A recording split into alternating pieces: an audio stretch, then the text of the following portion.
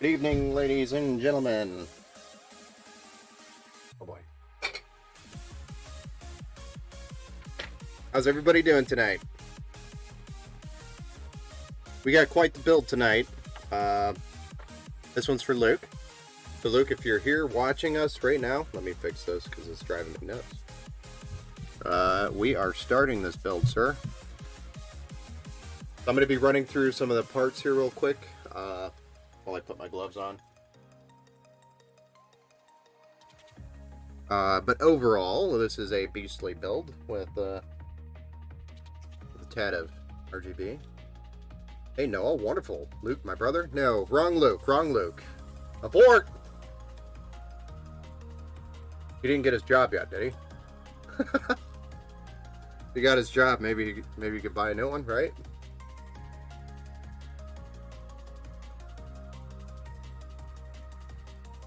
Is he back from that trip, Noah? I know he went and did the interview. It's a trap. I don't know, actually. Wow. You're a great brother.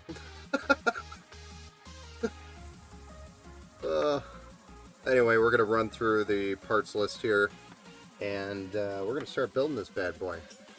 So we're going with the Intel i9. That is this beautiful 12th generation Intel i9 processor. Concealed, which I've never actually opened one of these up. Normally they come in like a tray when I order them, but there wasn't any available, so I had to order the boxed one. And I've never opened this package before. It is the craziest package I've seen. It's the retail packaging. If you're gonna buy it off the shelf. Yeah, he's back. He's just my brother. I don't actually talk to him. No, I hear you. I don't really talk to my brothers either. I'm just kidding. But anyway, the Intel i9 is what we're going with for the CPU. And we are plugging that into a beautiful Asus TUF Gaming Z690 Plus Wi-Fi D4. The D4 stands for DDR4. We didn't go with DDR5 because it's so insanely expensive and hard to get. Doesn't make sense when you can just upgrade it later if you really need to. And by the time he starts thinking about DDR5, he'll probably want to upgrade the processor, and he'll probably need a new motherboard to do that anyway. You're upgrading the motherboard and the RAM at that time, most likely. At least that's what makes sense today. So that's the motherboard and the processor we're building with. The RAM, we've got 32 gigabytes of DDR4. This is 4,000 megahertz. CL18, 1.4 volt if for those geeks that care. But it's 32 gigabytes total. This is the T-Force Delta by Team Group. This is addressable RGB. This is black. It comes in white. If you're ever looking for a good set of RAM that's addressable RGB, that works with your motherboard software. Every time you plug it in, this is the stuff. Always works. The solid state drive we're going with today is a Generation 4 PCIe NVMe. That's your 4.0. And this is going to give us a nice read speed of 5,000 megabytes, 4,300 write. It's 2 terabytes. So there's plenty of storage on this SSD to get started. Plenty of options on the motherboard to add more storage later on down the road. So he's pretty much set for quite a while. So Luke, you're really going to enjoy it. Then to match that motherboard, the Asus TUF Gaming, is we try to match our motherboards and graphics cards for aesthetics and simplicity on the software side, especially if there's RGB on it. But this is the TUF Gaming RTX, or GeForce RTX 3080 Ti NVIDIA card. Got 12 gigabytes of GDDR6X factory OC, factory overclock, and it just looks like a badass card. It's got the 3 fans on it as well as some addressable RGB on the end of it, which is going to play very nicely with the entire build itself, placed together. So to cool this bad boy, we are using the Deep Cool Castle 360 EX. This is the addressable RGB version. So this is a 360 millimeter AIO. Got three 120 millimeter fans on it. They're addressable RGB PWM. I think their RPM goes all the way up to like 1700. There's RGB on the block, and there is definitely we're actually going to add 3 more fans to this. So there's going to be push-pull configuration. So we've got 3 more fans here, which are the FC120s, and the ones that come with this AIO is the CF120s, if anybody wonders. But we're going to use FC120s throughout the rest of the case. So we've got an additional 6 fans for the case for intake. I'm sorry, 7 for the rear. 1 for the rear, 3 for the side, 3 for the bottom, and then an additional 3 that we're going to sandwich that radiator in with. Hey, what's up, man? Hey, Luke, how's it going? No, I'm already jealous. Don't be. Don't be. Your PC, for what it's doing, is great. Good, and yourself? I'm doing good, man.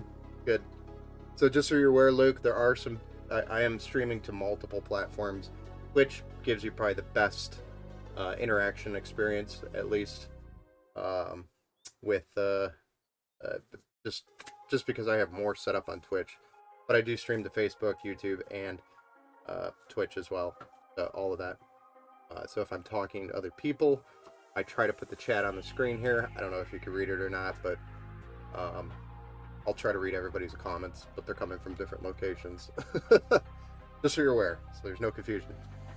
But we're going to power this bad boy with a EVGA 1000 watt Supernova power supply. This is 80 plus gold. Beautiful power supply. If you ever need one, 1000 watts, probably, it's upside down, probably a little bit overkill for this build, but I like to go a little overkill on the power supplies because, let's say Luke wants to go in and upgrade this graphics card to a 3090 or a 3090 Ti later down the road. If we didn't go with a 1000 watt power supply, he would have to also upgrade his power supply. So with this being in there already for the few extra bucks that he spent on it, he does not have all the work of replacing the power supply in the event he wants to just simply upgrade his graphics card. So this is more than enough for this build alone, as well as upgrades in the future if he wants to upgrade. So it sets him up for simple upgrades in the future. We've also got some cable extensions that we're going to be using. I have 2 boxes because I believe the set we grabbed here only has 2 PCIe connections for the... Let me just destroy this box. Gosh. 2 PCIe connections with the kit that we got, but they're black and red cables for the extensions. That's what we'll be using today. We've also got 2 different types of cable combs to choose from. One is a more transparent red. The camera makes it look a lot more red than it actually is. This is a little bit duller than what's being picked up on the camera. Then there's a dull red, or a solid red, that's not transparent. You'll have to tell me which one you want to use, Luke. And that's the one we'll roll with. Let me get some of this out of the way and we'll get started. I'm going to be using those. I mean, just look at how many fans we got going here. There's 3 fans in this box, each of these boxes, right? And this is a single, so there's 10 fans here. Plus 3 more on this thing. And then you got 3 more on the card. Then you have a fan on the power supply. I don't know, do you have enough fans, Luke? Think it'll stay cool? I think it will. Okay, so again, I admit I've never actually opened up a retail box for an Intel i9 12th generation. Again, most of the time they come in trays for me. I'll order online in bulk when I need to. And in this case, I could only get my hands on a boxed retail version, so I've never actually opened this package before. But it is a very interesting packaging. It's got like this circle thing centered inside a box.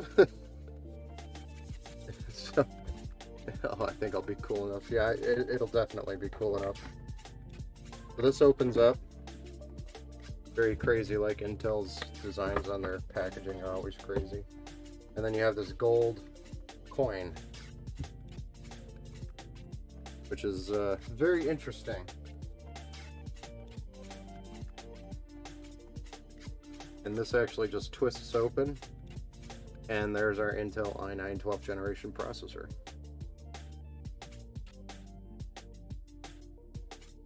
It's quite the elaborate packaging, I'm not gonna lie. Very elaborate. Alright, let's get this motherboard popped open, because we're gonna need this to do anything. And we start building. And we're off! That's neat. Yeah, I know. I've not seen the new ones. Like I've seen the 10th generation. I haven't seen the 11th because I refuse to build with the 11th generation because they're just crap. But I saw 10th gen, 9th gen. 9th generation was that like octagon shaped thing because it was an 8-core processor at the time. That was a crazy package as well. I remember when they did that. But here's our motherboard, sir. Tough gaming motherboard. Lots of heatsink on the VRMs. For passive cooling. It's a nice, solid motherboard that will give you years of no problems. Unless you're trying to run DDR5.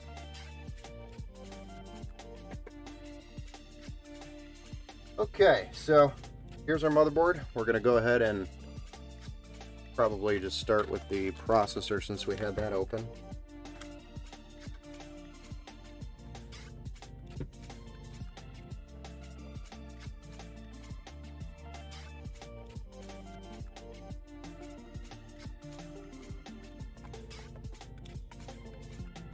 Just so crazy. Pins get smaller and smaller every time.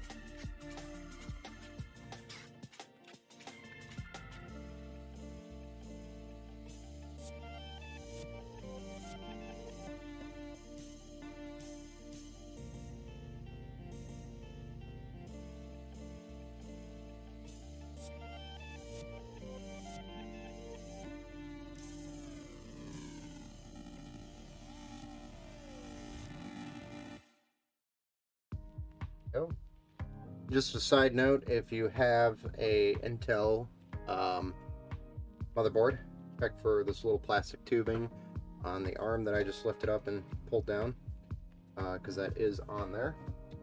I wouldn't want that in there or getting, falling off and then being touched, stuck to the motherboard.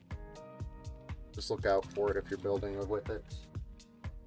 And then always keep your plastic piece. Try to. If you ever have to take this motherboard and ship it back, you're going to need this guy because they will not receive an RMA without the plastic shielding over the pins. It's not something you have to worry about, Luke, because you have a warranty through us.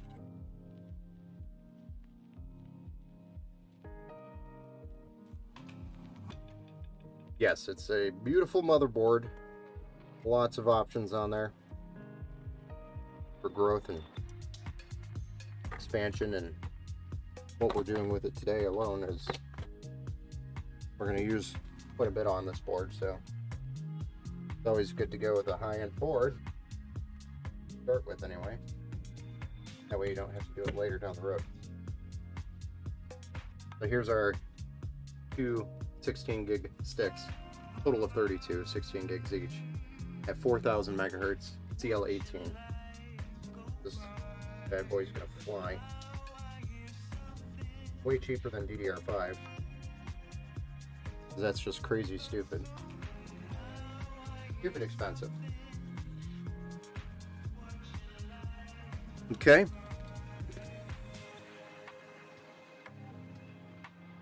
Now, we're going to open this packaging up.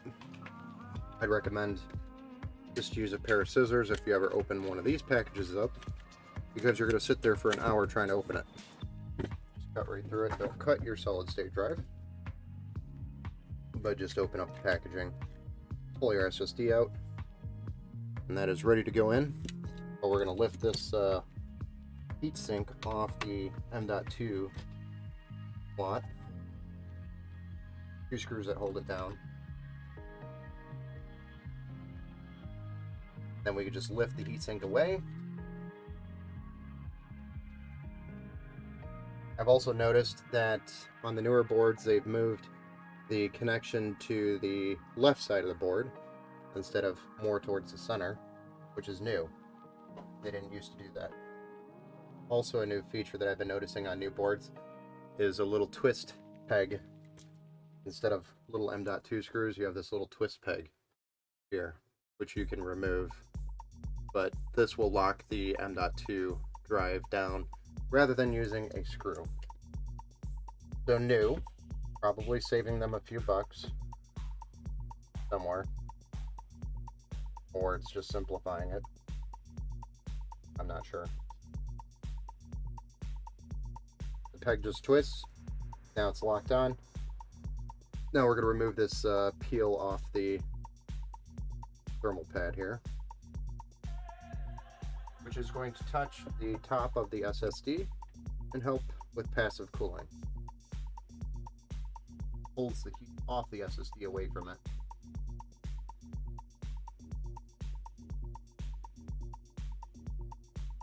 Then the air within the case moving around passively cools it. Your SSD, the smaller they get, the hotter they get. So that's what I've noticed. Excuse me. So now is a good time to always check for any hidden peels that you have in here. So later down the road, it's going to be a pain to probably get in there and try to peel those off once it's in the case, depending on what type of case you have. And then also make sure there's nothing obstructing or in the way for when we mount the board on the I/O panel. Just, quick look, make sure there's nothing there. But we're good to go. We're actually going to get the case out now and start getting some fans and stuff loaded in there. We'll get the motherboard in there. Remind me I have to do this before I put the motherboard in there. I gotta put the tray on it. Always forget.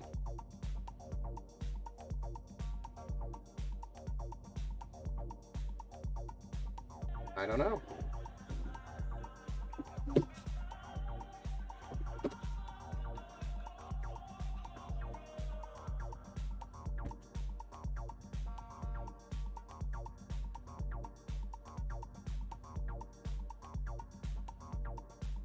Okay. We're getting this bad boy out of the case, out of the box. Oh, it's a heavy case.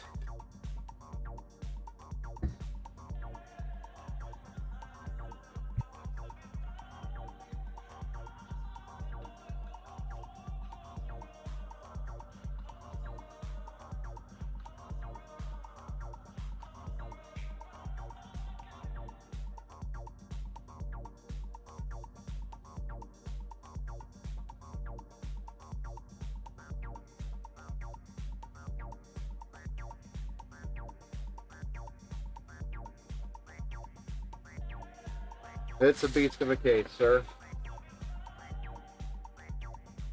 Okay, so we're going to take this top panel off. I know you really can't see because the camera's distance. But we're going to take this top panel off real quick, and then we'll get it laid down and you can see what we're doing. So it won't stay like this forever. Give me a minute.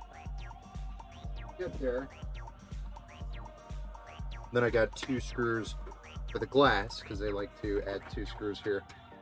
You hold the glass in while it's shipping, which makes complete sense, because it is no longer a locking mechanism by the top, because this is the... I forgot to talk about the case. Anyway, this is the Lian Li 011 Dynamic Evo. Hey, Rose. Me? I know. Plenty of room. Like it. Oh yeah, you got plenty of room here, sir. But this is the Evo 011 Dynamic Evo. which is the slightly modified, actually not slightly, it's very modified version of the Lian Li 011 Dynamic. It kind of looks the same, but you can actually change this case up if you wanted to. For example, we could flip it upside down, make the glass show on the left side. We could build with the graphics card vertically mounted here instead of regularly here. We could build with it vertically mounted here as well. Yeah, there's a lot you could do to this case. There's different positions you can position the components in order to achieve the look that you want, which is very cool. In this case, we're going to build it standard ATX, which is most builds. But if somebody tells me they want to build on the right side, or I'm sorry, on the left side, so that they could see their glass on the left side, that means it's a reversed build compared to what it would be, which is located on the right side of your desk. Which is 9 times out of 10, that's where it is. Anyway, here's our case. I am going to actually set that aside slightly here. Utilize this space to get the back plate, mounting plate for our LGA 1700 socket for our AI bulb. Because I don't want to deal with that later.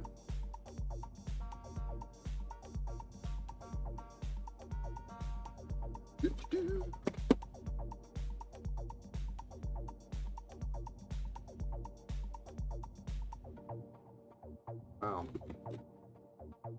Boxes are not cooperating today.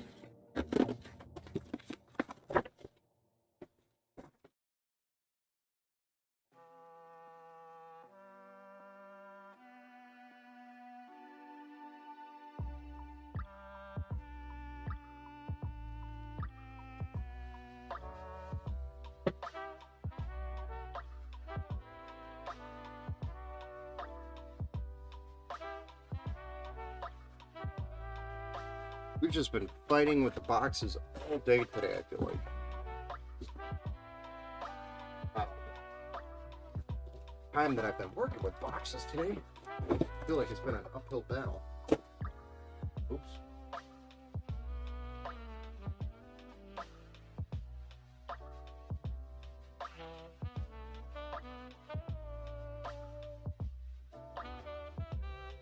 Do-do-do. This is what I was after, is a box in the AIO box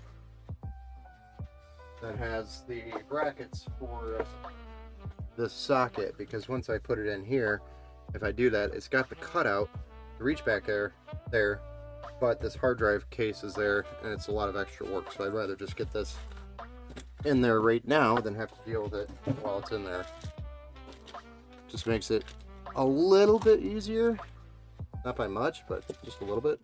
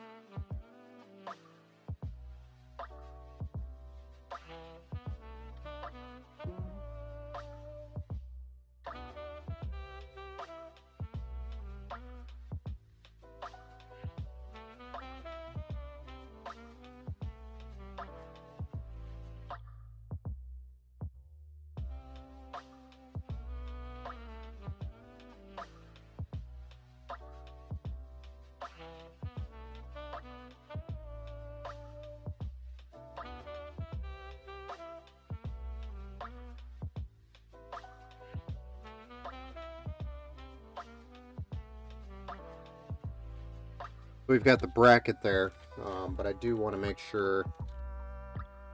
Yeah, probably won't go anywhere. We get it here. Won't be able to fall too far in. Gonna fall in, but very far. enough where we could get it mounted.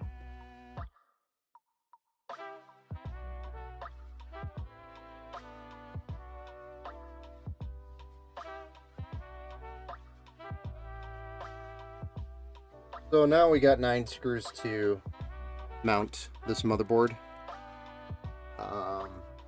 We have to go locate the screws for this very large cardboard box, because this includes the other components, so that you could change the orientation of the case, which would require you to modify the case slightly using the components that they send with it.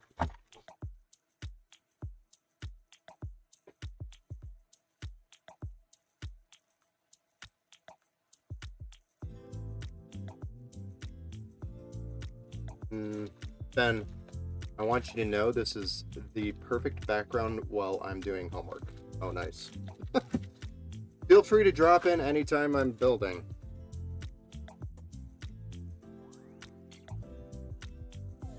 Looks like they were made for each other. Yes, pretty much. That they are definitely made for one another. We're talking about the case, I'm assuming? I don't know, I'm kind of lost there, actually. Luke, guide me. I'm lost.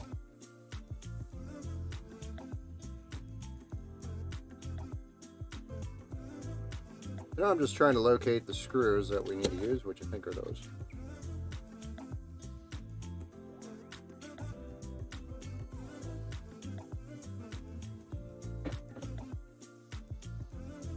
Aha!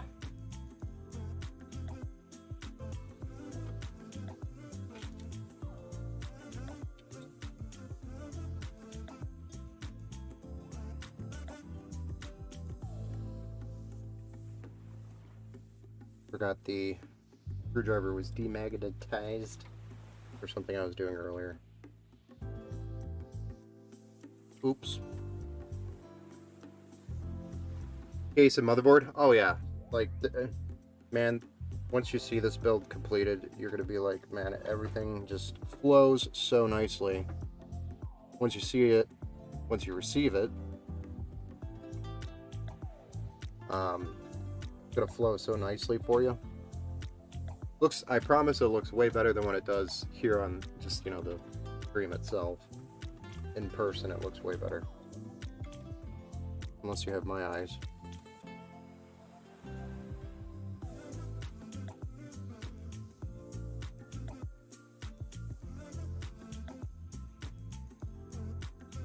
So we've got 3 more screws to get through here on the board, and then we can start getting some cables plugged in, and then we'll start with the fans.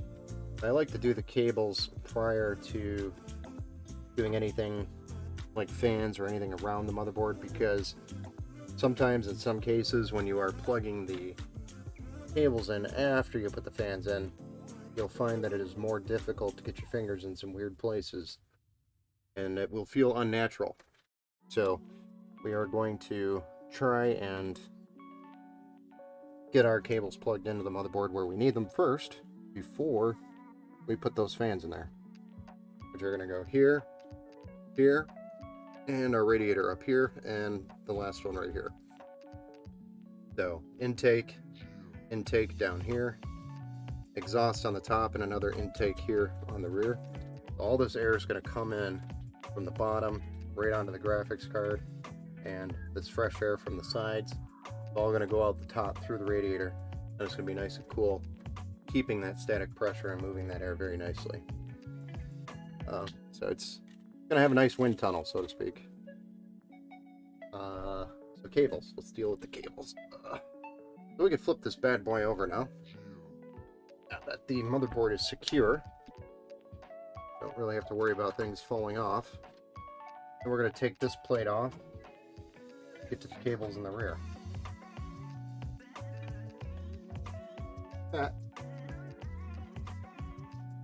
So we've exposed the cables in the rear, and then we just have to undo some Velcro ties here.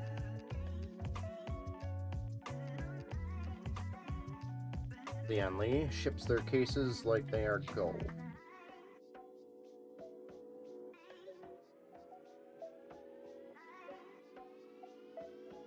They were actually having a shortage of cases last year, and it was very difficult to get your hands on an 011 Dynamic, believe it or not. It was actually becoming more of a pain to deal with them. So I had to use a couple of alternative options in the meantime. Like literally, you go to the masses and then you ask for the Lian Li 011 Dynamic, and they're like, "Yeah, it's not in stock and won't be for months." And your jaw drops, and you're like, I got Lian Li builds to do, bruh."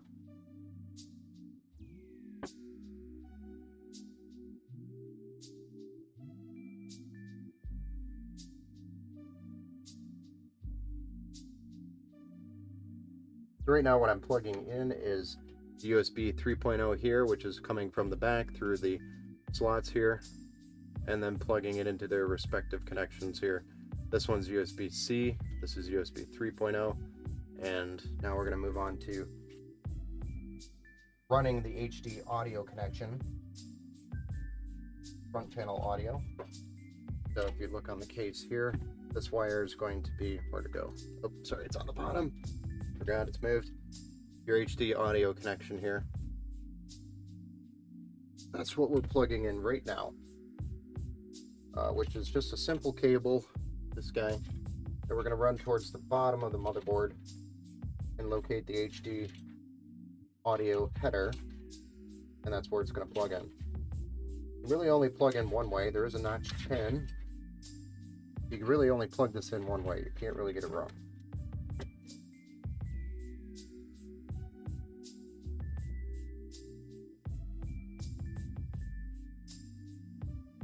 I'm just fighting the cables here. The next one is our front panel connection. This contains our power button, our reset connection, our LED lights to indicate that there's power to the system on the front of the case, as well as hard drive activity or drive activity. This one is our addressable RGB. We're actually not going to use this one yet. We'll plug that one in later after we get the fans installed. It'll be plugged in the back here. So now that we have those cables routed to the front, move this up, we can plug this in here to our front panel header. This is generally located on the front right of your case. Every motherboard is slightly different though, but most of the pins on this header are exactly the same in the same position, almost on every single board that I've seen since probably 2008, 2010. Might be a couple of random guys that are different, but I've not seen one in a long time. Okay, so next we want to get our CPU fans and RGB headers plugged in, so that those are ready to go.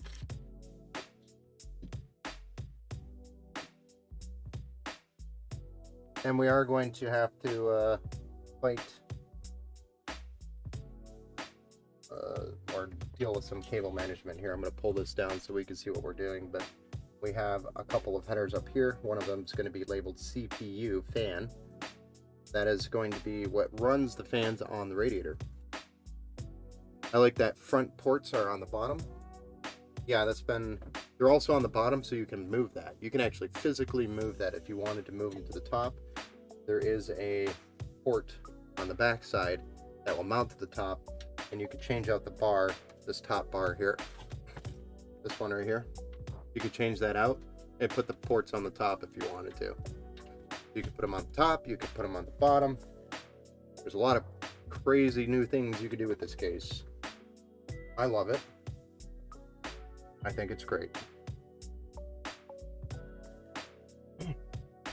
So we won't have to do too much here with the radiator that's going to be very thick with a fan sandwich.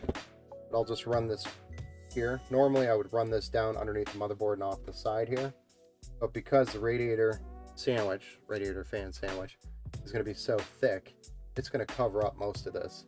So we're also going to probably want to take advantage of our time without the radiator here and get our CPU connections, power connections plugged in, so we don't have to do it from behind a radiator. What's up, bro? Hey, Matt, how's it going? We're just building Luke's new PC here, the Beast. We're about 30 minutes into it now, a little over. But it's quite the beast.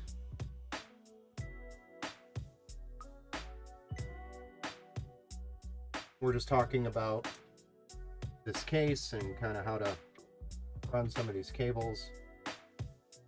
You know, with this one, I think I'm just going to go around the side because it's so close to the side of the motherboard here.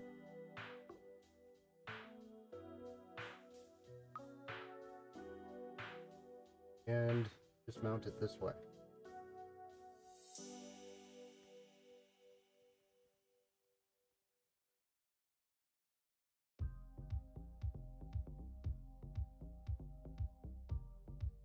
There we go. There's that. We've got our CPU fan header, which we are going to have to +1 on that because it only has 4, and we have a total of 6 fans on the radiator. We're going to have to +1 on that with another hub or something.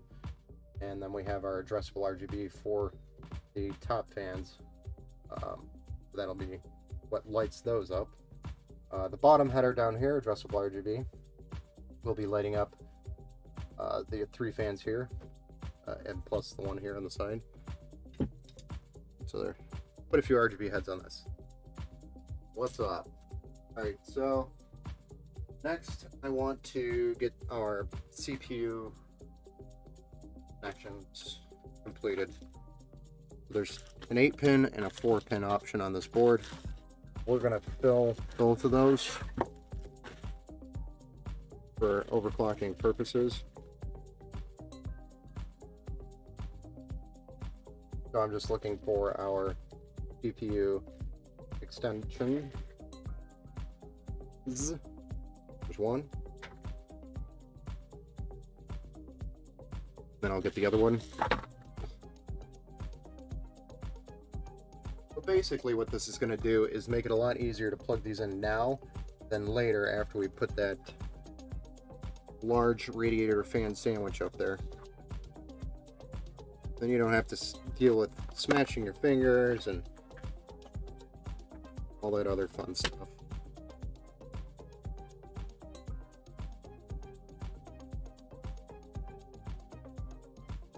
Just gets tight once that radiator's in there.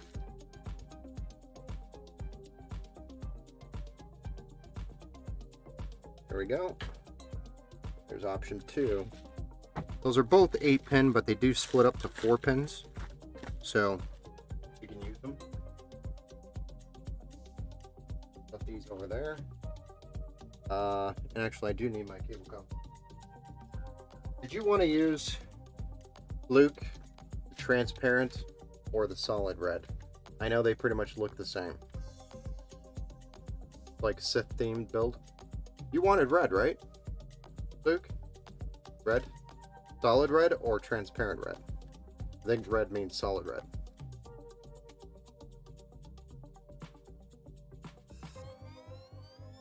Got it. We're going with the solid. The transparent red will have a slight effect on the RGB in the case, meaning when it's lighting up, you'll probably notice it a little bit more. Cable combs, but really all the cable combs do is keep it straight. Most of the time you really won't see them except for on the graphics card. That's really where it'll matter. The rest of it's going to be pretty well hidden because of the radiator. Everything else that's in the case kind of takes the eye away from it. So it is a nice compliment to keep them clean, like so.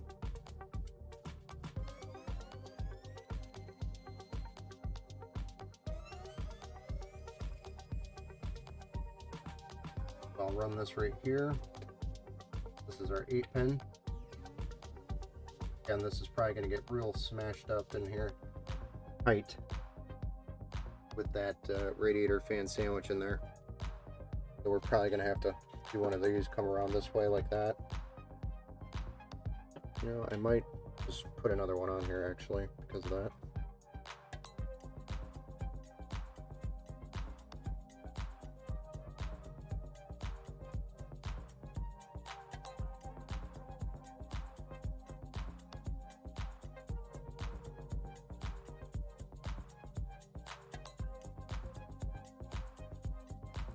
It's probably going to look something like this. If you look at where this hole is right here, probably approximately where the radiator is going to be. It'll kind of go around it like that.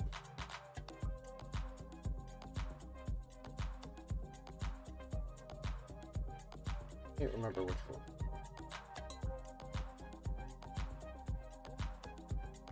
What's the other one?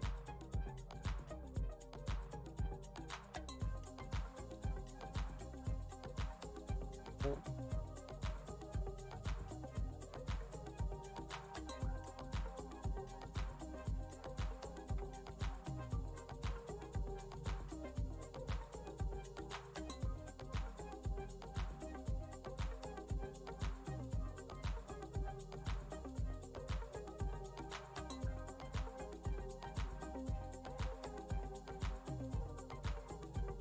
I'm just trying to get these cable combs connected here, or plugged, or added.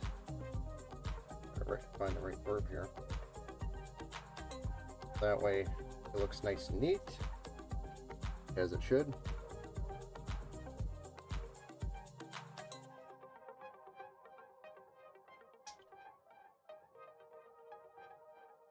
Yeah, we talked about the red and black. I'm remembering our conversation over the phone, Luke. I think I talked you into the red and black, actually. A little bit. There we go. Beautiful. Alright, so next we can get some of these bottom connections that we need for the fans plugged in, and then we could start doing the radiator and the fan. Oh boy!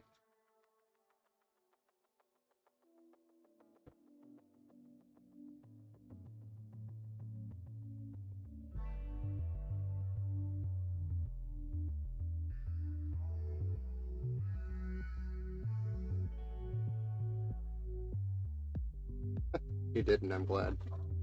It worked out. I think it's gonna look.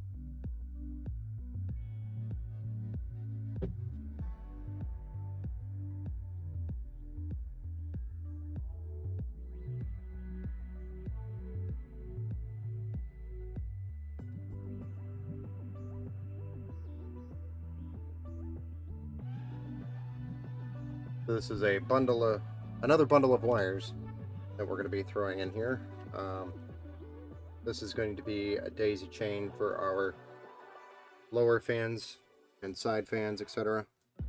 All of them, but they are PWM and addressable RGB, so we have two headers that we have to plug in here. Looks like I ripped my glove. Awesome!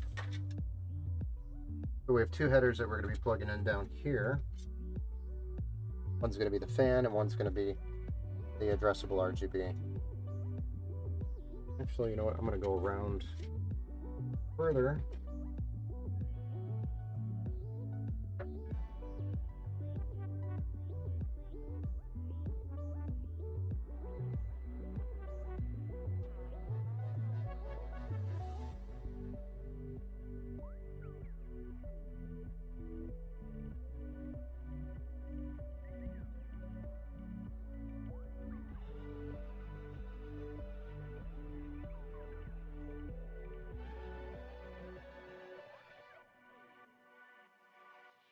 There we are.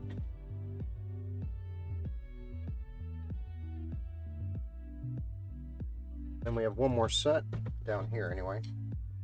Need to get plugged in. Does the CPU have a fan option too? Our pump is here, and we do have a fan option too, which is going to work in our favor. We're going to take advantage of that.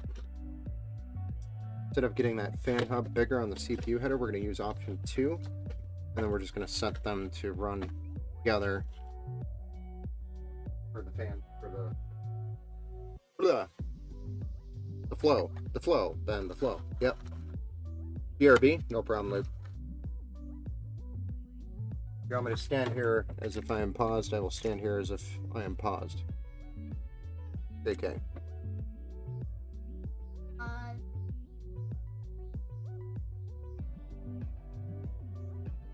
Pause. Unpause. Pause in 10 seconds.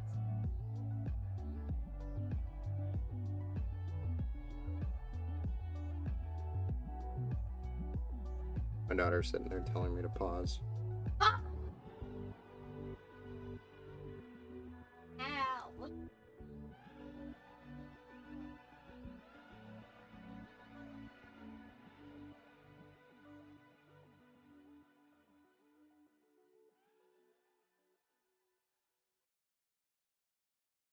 There's that bad boy. That bad boy. So just another connection here for RGB headers and fan headers for additional fans. A lot of those. It may seem like a lot, but it is going to be well worth it, keeping this system nice and cool in order to continue performing over the years for you. Do its job. I just realized I think I like that one better because of the USBs. You could plug it in. Nope. Can't. Scratch that. Forget it. I didn't say it.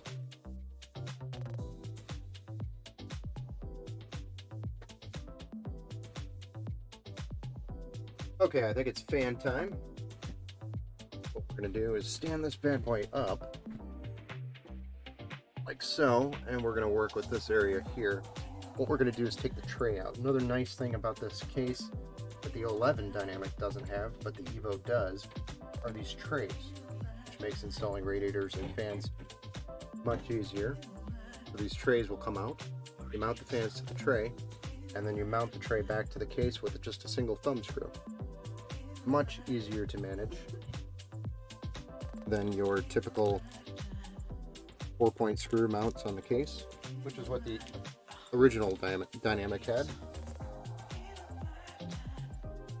Nothing bad with it, it just simplifies the process for us builders and any enthusiasts. And if you ever need to simply clean the fans, hey Zach, thanks for the like. I appreciate you, sir. Hey, bud. What's going on, man?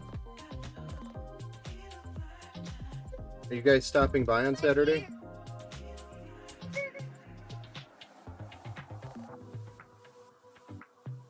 Between the wedding and the reception, are you planning to stop by?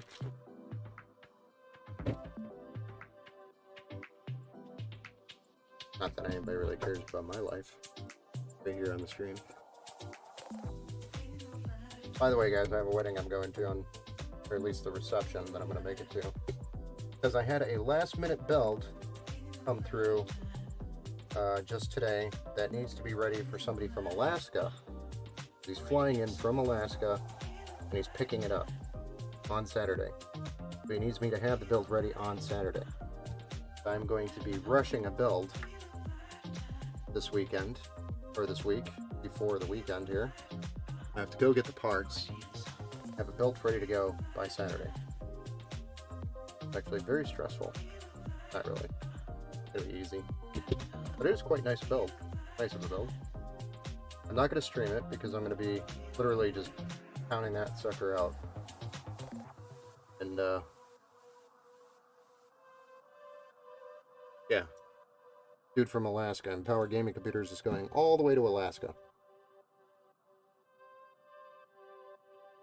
Kind of cool, if you think about it.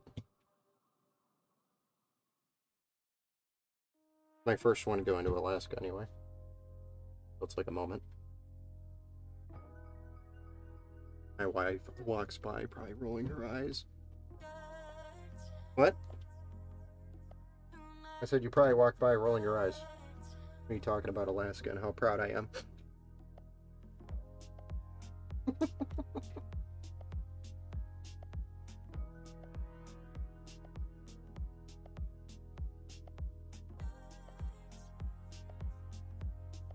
Apparently, PC builders in Alaska are lacking.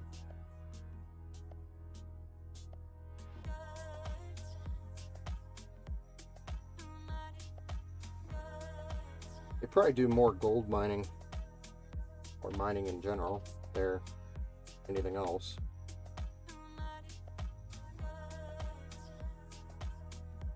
Always wanted to go to Alaska, though. I think it would be cool.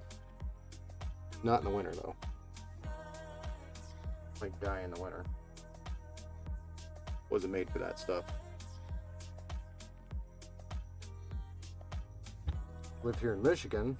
That's close enough to Alaska winter from what I want to be. I'm good. I'll stick with my Michigan winters. Enough for me. So yeah, there's like 12 screws here. 4 for each fan that we're doing. That's why we're just sitting here chatting about Michigan winter and Alaska and all that other stuff. Because if you sat here and actually thought this was interesting, I'd be worried or concerned about you.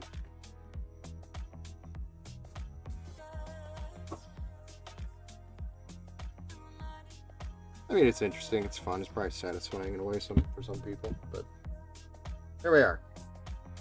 3 fans mounted to the bracket beautifully, right?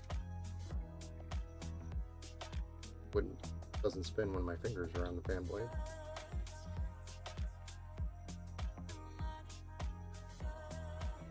Anyway, we're gonna try to tuck these cables a little bit. Give it a nice little cable tuck. They're not really exposed.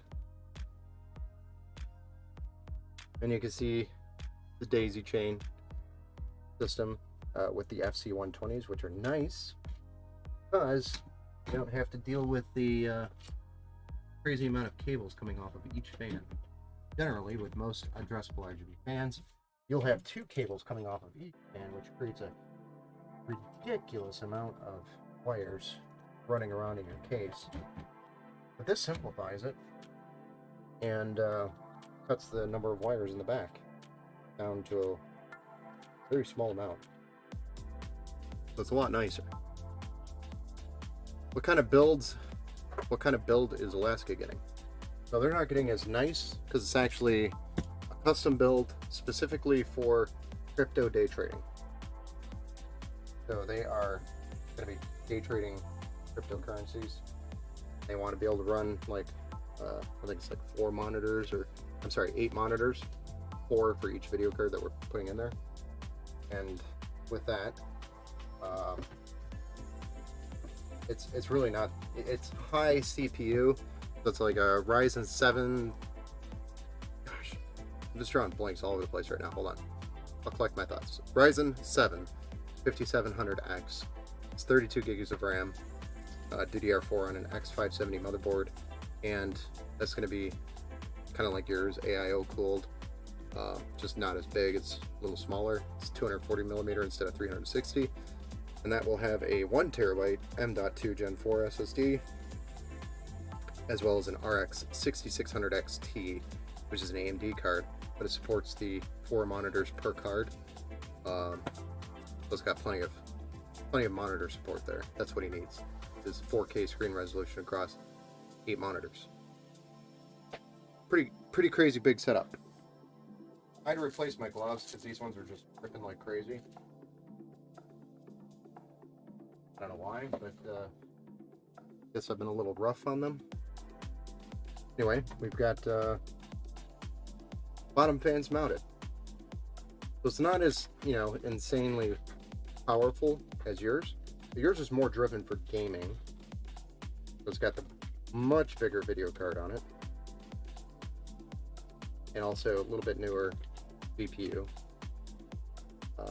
More storage, etc. This is just for day trading, so he's going to be pretty much doing everything on the web minus Excel sheets. That's where his big need is being able to run Excel without any slowdowns. I mean, big Excel sheets, not little ones, big ones. And if anybody knows Excel well enough, they'll know that it takes quite a bit of RAM and CPU to run Excel. Massive amounts of it anyway. Alright, don't panic about this mess of wires back here. We will be cleaning this up later. Not how it's going to stay. Only temporary. We're going to mount these fans here. We're not going to take this one out of the tray simply because it doesn't make sense. It's actually very easy to mount these. Very easy to mount. We're just going to make sure that they're facing the right way, the right correct orientation for our installation. And then we're going to connect the daisy chain so we don't have to do it later. Sorry, this is probably a little bit off screen.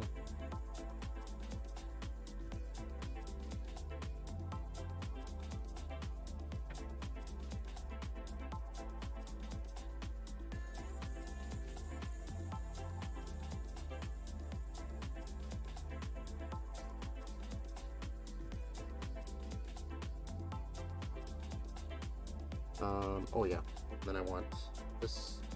This is an extension cable that we're going to be using. We're running from this top channel over to the back. That rear fan that we're going to mount is going to plug into this, and it's actually going to go off the daisy chain for this. These fans. Feed off of it with leech. Not really.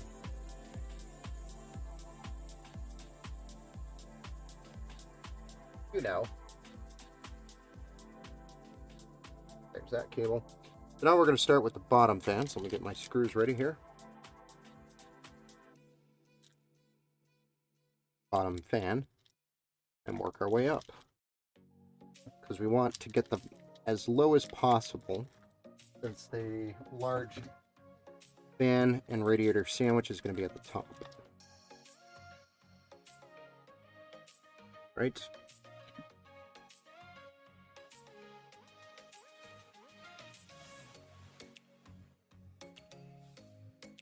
Through the wallet.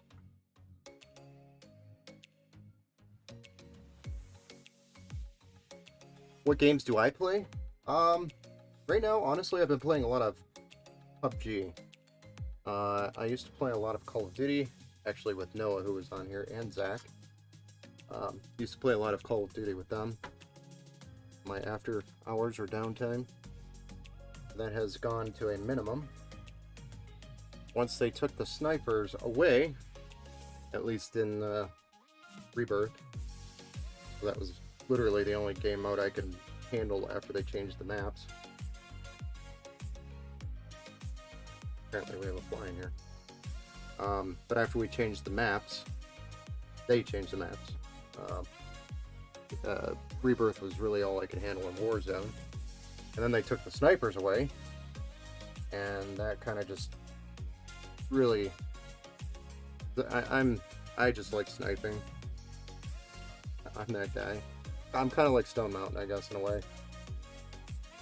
My play style is a little like him, where he'll snipe and then SMG somebody. So his loadout's usually like an SPR or a Kar 98 or something like that, and then some sort of SMG that has high rate of fire and some sort of range on it. So my playstyle is kind of similar in a way.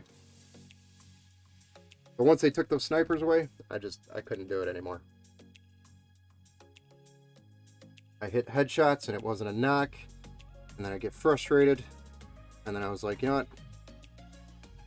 I'm done. All they want to do is make it an actual run and gun game where you don't really need any super crazy good skills to show off. And I don't know, not saying I don't have skills, but just not my style. You know, I like sniping. I don't like totally spraying and praying the whole time. I've been playing PUBG, which has my snipers. Just like my buddy Ty, he snipes while I run around like Rambo. Exactly. That's why actually Zach and Noah and all them make a pretty good team when we play, because I think Zach's more of a sniper as well. So we have like 2 snipers, and when we play squads, we have like 2 snipers and then 2 guys that just like going balls to the wall, running in rooms, lighting stuff up. So usually how it works out. Same style. Alright, that fly's gonna die.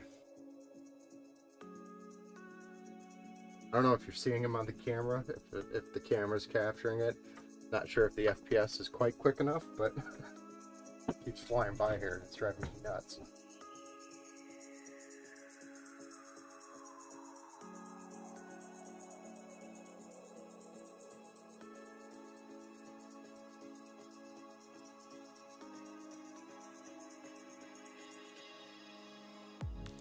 I don't know why I get.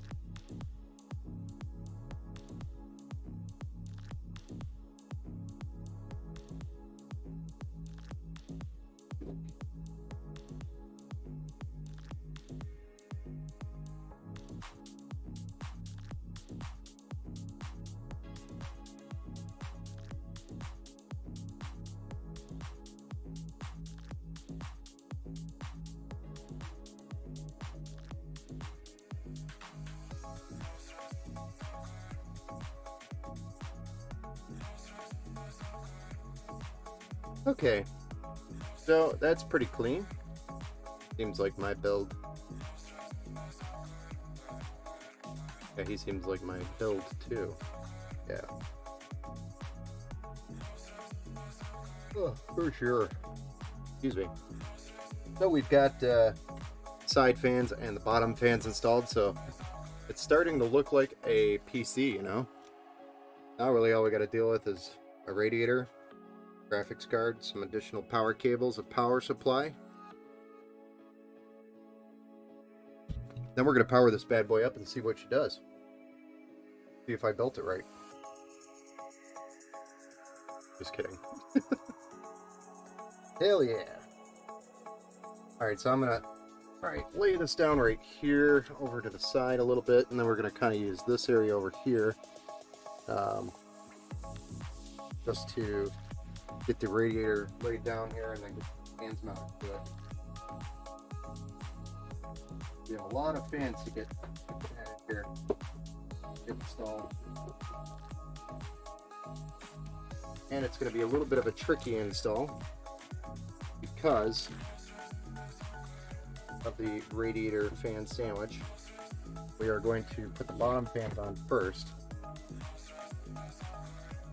Then, while we're actually mounting the radiator, we're going to be adding fans as well, and screws are going to go through the fan, through the case, through the fan, into the radiator, to mount everything. It's going to be a little bit tricky. I'm going to need some extra screws for that, which I think I have a box in here full of. And we have those. That's good. Alright, so the fans, we're going to want to make sure our cables are going the right way, which is going to be off this side. And then also that it's, is the door open somewhere, Adrian? Is there a door open? Oh, I've seen different bugs fly by. Okay. The fly, yeah, I know. But then now there's a new fly thing.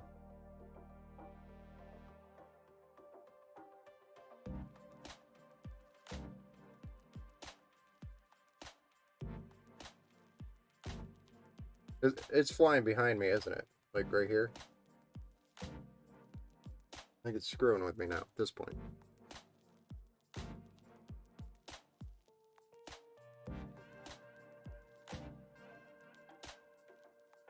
So I think, you know, we'll have some sort of connection with the fly at this point, so I don't know if I could just straight up smash them without feeling bad.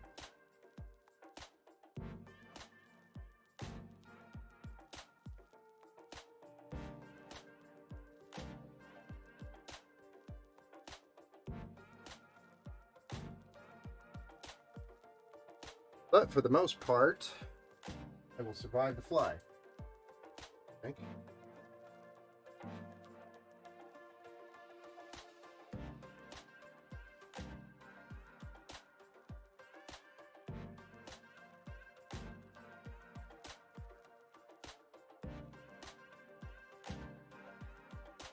So I'm just unboxing the fans, and then they've got these nice little twisty ties here, which are obnoxiously annoying because Deep Cool, as great as they are, it's like they have an addiction. They love these twist ties on literally everything. So you have to spend a half hour depending on how many fans you buy. There he is. Undoing twist ties. I actually had one stream, I think we had an over-under going, and I ended up with like over 50 twist ties in that stream. It was just an insane number. Like, how do you have 50 twist ties? How is that even possible? Possible.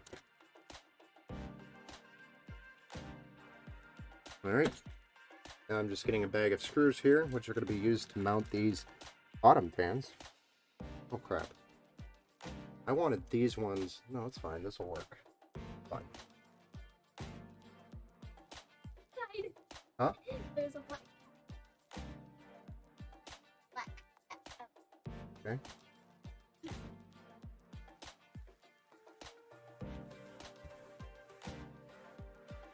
Mother.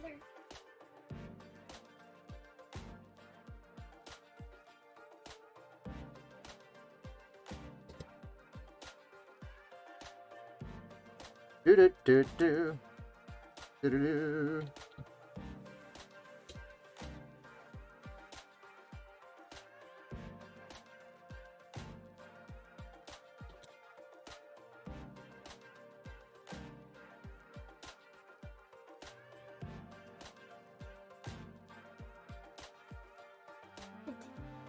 That's a flash on a window. My kiddo's trying to show me a picture right now. You see him? No. I'm gonna do the camera. Look! I'm sorry. I'm screwing things in. Look. See that? No, You're right. I didn't see it.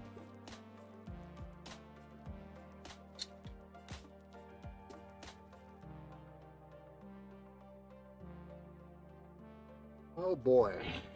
So now we're just screwing the... Oh, I didn't just do that, did I?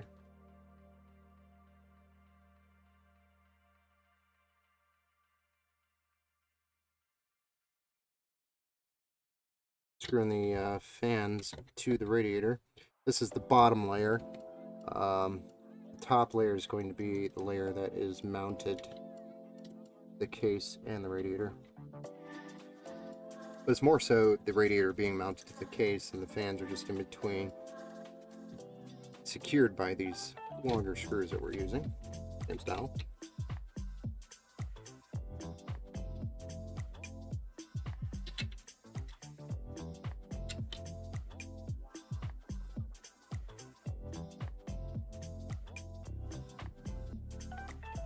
But this is called a push-pull on the radiator, which means we're pushing and pulling air through the radiator.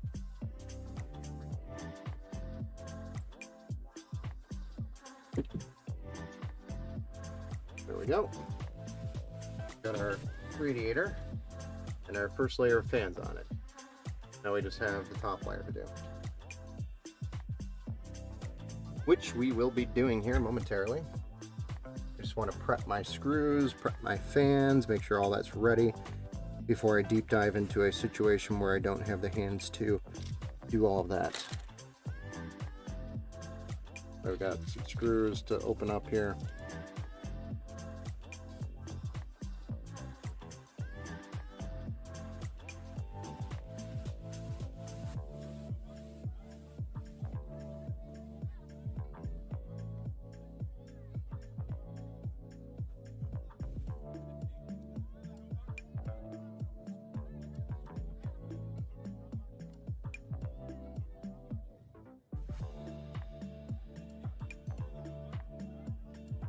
There we go, we got our screws, now we just need our fans. Another box of FC 120s, why not?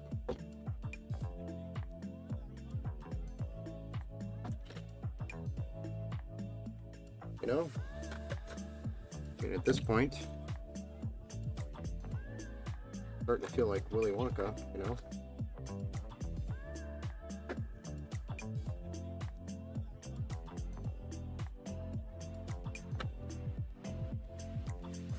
With the paint. A fly flying around, a black cat, I guess, outside.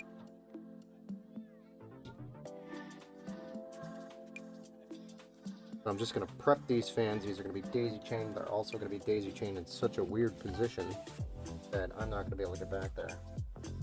So I'm going to deal with this daisy chain now. That they are ready to go. We lift this thing up and try to mount it. Our cables are pointed the right directions. Yes. And I'm going to also put this extension on there. That's easier to pull it through. I might pull it off later though. It's just going to make it easier for me to locate the wire with one hand and pull it through. There we go. Our screws are ready. Our radiator's ready. And we're going to prep our case. That's ready. And you're probably going to see my hands going on both sides here. Do the best I can describing what I'm doing. Can't see it. Actually, maybe visualize it. The pain and suffering that I'm about to go through here. But I'm going to take this whole radiator sandwich. Try to feed these wires through here while I'm getting this thing mounted.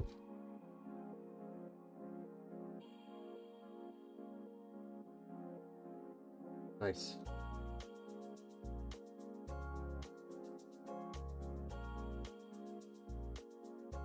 There's that.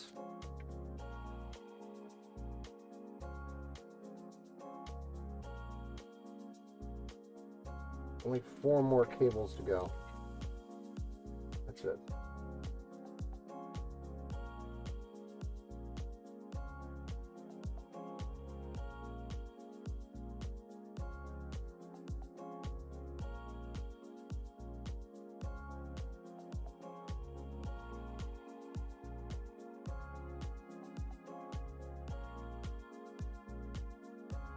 And the reason I do this is so that I don't have to sit here and try to get these wires pushed through these individual slots later, when it's going to be damn near impossible after later.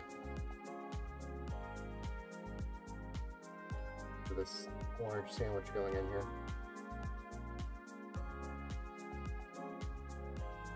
Then we'll pull the cables lightly taut. As we remember something very important with this case. I'm an idiot. I keep thinking I'm on the Evo for some reason. I don't know why. Or not the Evo, the Dynamic. This case has a tray on the top. Remember how I mentioned this tray makes it easy to install these things? For some reason, in my head, I was stuck on the Dynamic, forgot about the tray. Got to the tray. Oh, look at that. You're an idiot. Now we're sitting here and having to redo these cables. I'm just gonna pull this out. Screw it. An idiot. Should have thought of that. Anyway, so this case makes this scenario. You saw how difficult it would be without that tray. Now you're gonna see how easy it is with the tray.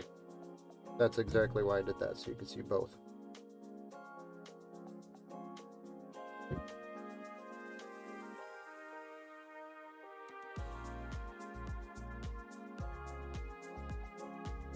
Once you have both experiences, you know, so you know what not to do. And why the Evo is such a nice case.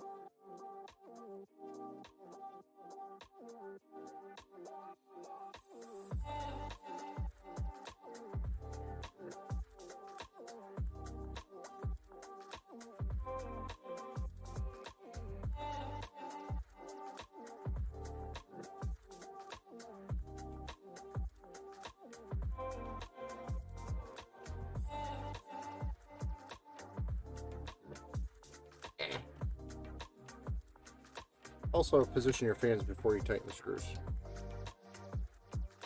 At least semi-close. If you don't, you're going to be fighting.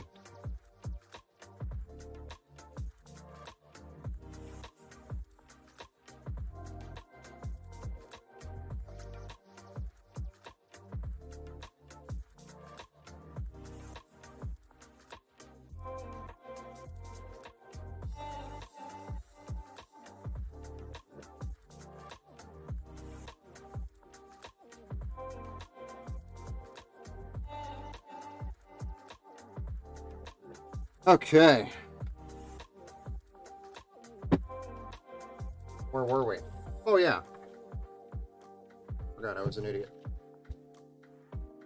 So, once more into the bridge, we're gonna try to send some of these cables through here.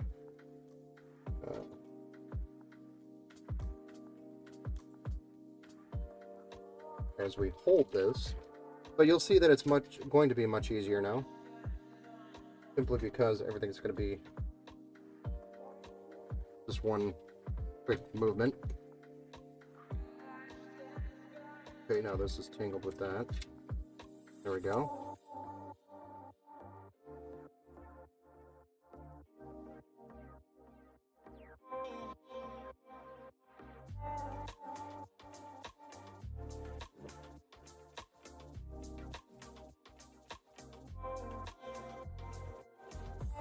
But this is why this is a nice feature to have a case. So before I would be sitting here trying to deal with screwing these in now while I was holding this. Whereas now I just do that. Mounted. Minus the 2 screws. One screw.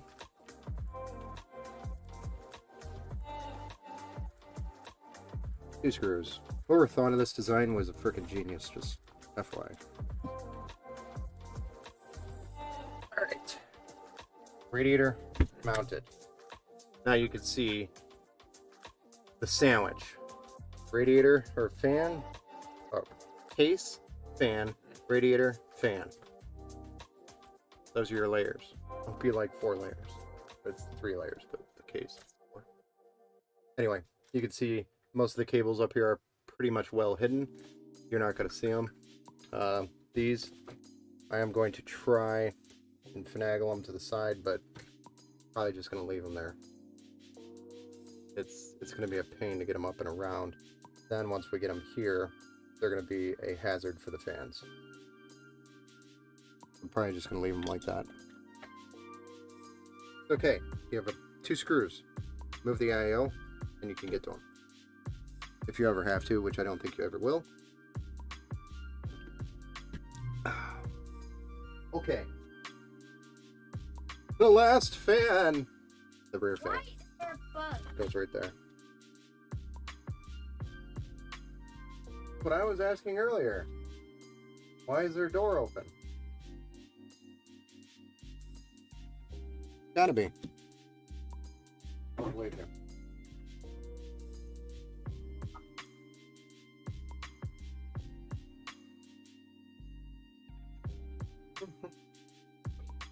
So we have all of our intake set up, minus the last one that we're going to be setting up here, which is going to be for intake as well.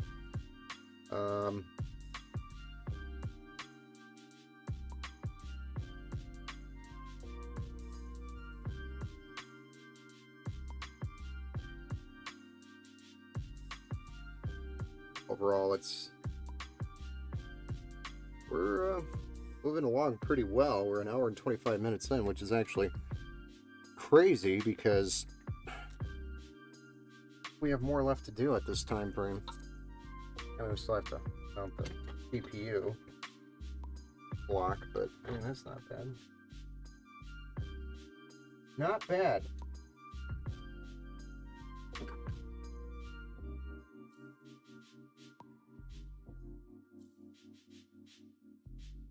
I'm just trying to fish this wire into a really tight hole. No. Okay. Got it. Pull my hand. I understand that, Adrian, but I need to feel it. There we go. I got it. Where? Already done. But where was it? Under the case. Under. Oh, that? Yep. It's done.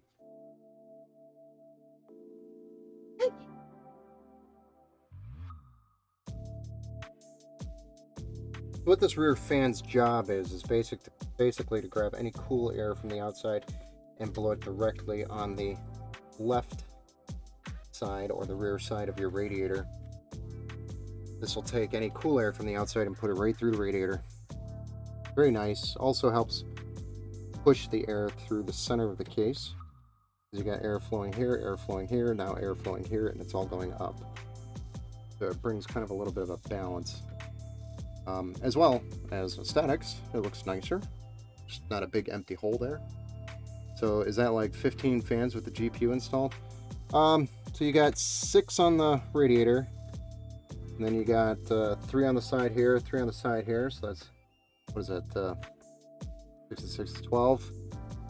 And then you got 13 on the rear fan here. You got 13.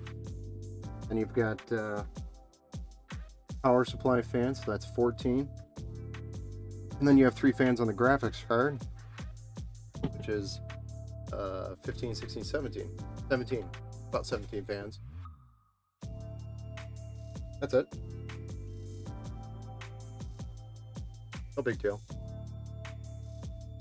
But you need it with the 3080 Ti and this processor. They get hot when you put it under a load. So you need to move the air. And it's very important. And the last thing I want to do is build a system for you that's only going to last you a year because it was overheating its whole life. Not really my goal. Which reminds me, I need to go find a paper towel or something.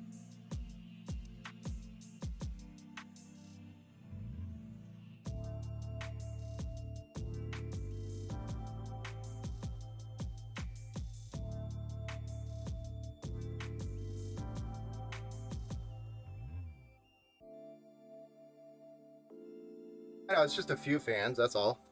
Just a few. No big deal. So the reason why I'm looking for a paper towel is because this has pre-applied thermal paste on there. We're not going to use that stuff. Not that it's bad. It's actually probably okay stuff, but we use Thermal Grizzly for all of our builds, which means any of our builds that leave here have to have Thermal Grizzly. And that is just our thing. Thermal Grizzly is the paste that we trust for the best cooling option, or heat transfer anyway. Especially the stuff we're using is meant for copper water cooling, copper block. So, does a good job with it anyway. Piece of plastic goes. I need the mounting brackets for this thing. Then this bag.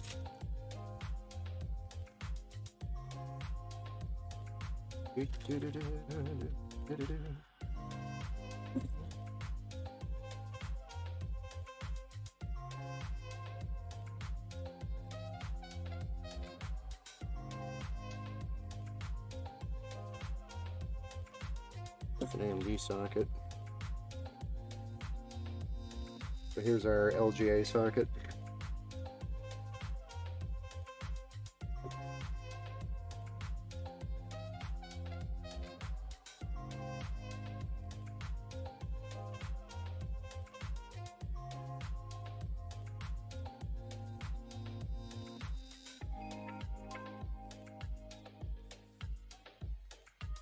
Got these little plastic tabs that appear to go on here.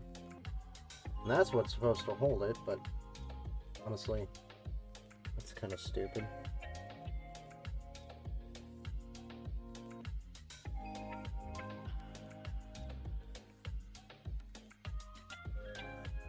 And they have different ones, different sized. I assume I'm gonna double check the instructions here real quick. But you know, these ones.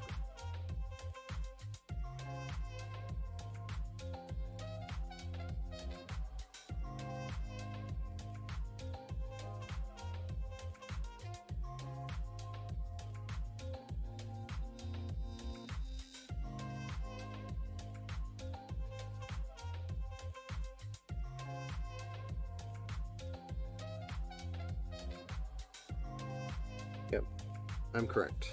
Those ones are for the LGA 1700, which are the notched pegs, so to speak.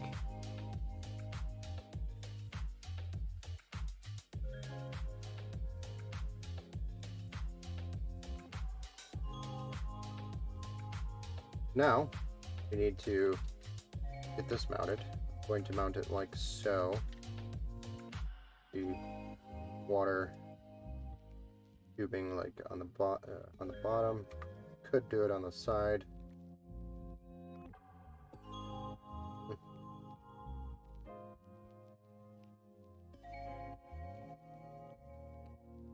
think the bottom would look better.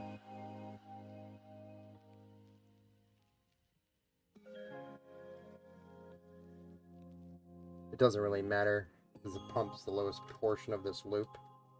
The pump is on the block here, and that is the part that you want to have lowest on the loop, or at least lowest as possible. If not, then you'll be eventually getting air trapped in the pump if it was a higher point in the loop. But because the radiator is going to be above it, the air will get trapped on the higher point of the loop.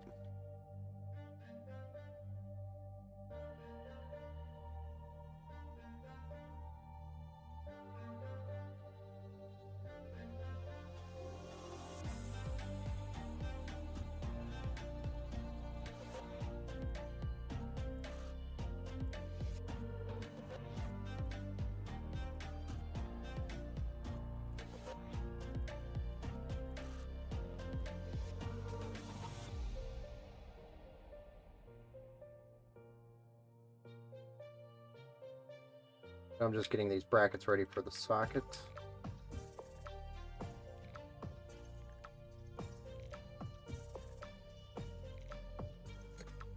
Oh boy. That one sucks because the screw was on there. I did not hear it bounce off anything. Hoping it's right under here, which it is. Thankfully, right there.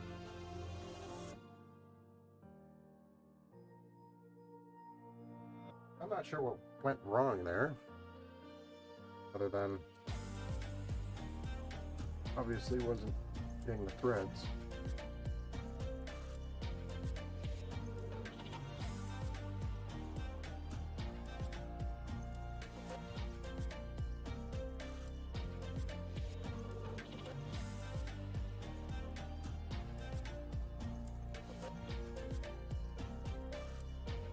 Kind of difficult to do the way I'm doing it right now.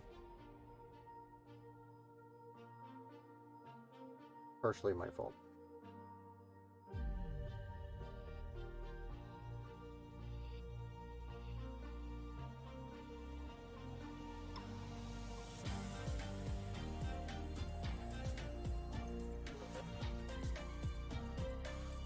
Okay, there we are. We've got our brackets ready to go. The next piece we have to do is get our thermal paste added. Then we can throw this thing on there.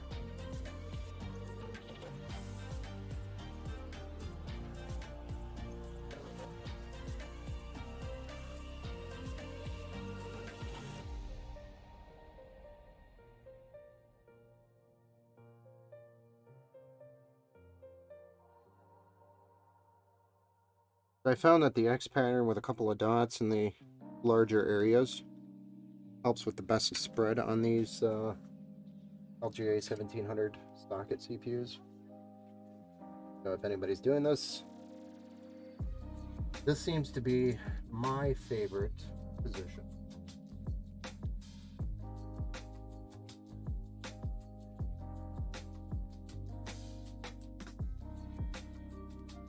Now I'm just grabbing the nuts, which are screwing down onto the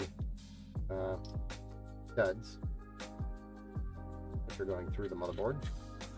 That's how it clamps down onto the CPU through a two metal studs with threads, threaded studs, through the motherboard with a clamp on the backside. Motherboard through the motherboard to the X frame on the actual block, which is then held down with a couple of bolts or nuts. Hey Nathan, how's it going? Back at it again. Yes, sir. Once I finish one, I gotta do another. Actually, I did one in between ours too. Last night after I shipped yours, I had to go through and build one. So, which had to be done it was picked up earlier today. So that one I didn't do on stream because I literally had to run through it very quickly and didn't have a lot of time. So just cranked down on it and got it done. But yours is picked up and it's on the way. UPS made its pickup this today. Normally they pick up Thursdays for me over here. That's normally when I get deliveries.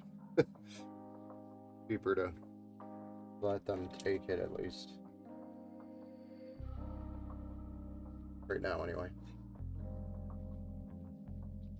Hey Carol, thanks for the like, I appreciate it.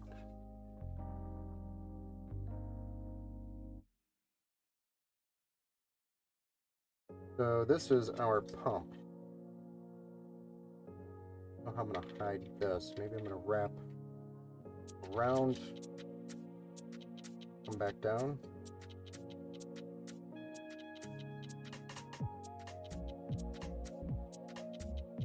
So Luke, Nathan just bought one as well, or his buddy bought him one, which is kind of awesome. I wish I had more friends like Donnie, like you have, Nate. 8. He actually built, he got a pretty close, similar setup, except his was AMD based with an NVIDIA graphics card instead of the Intel base. And it's white, not black. Black and red. This is white with a purple accent. And that was the stream earlier this week.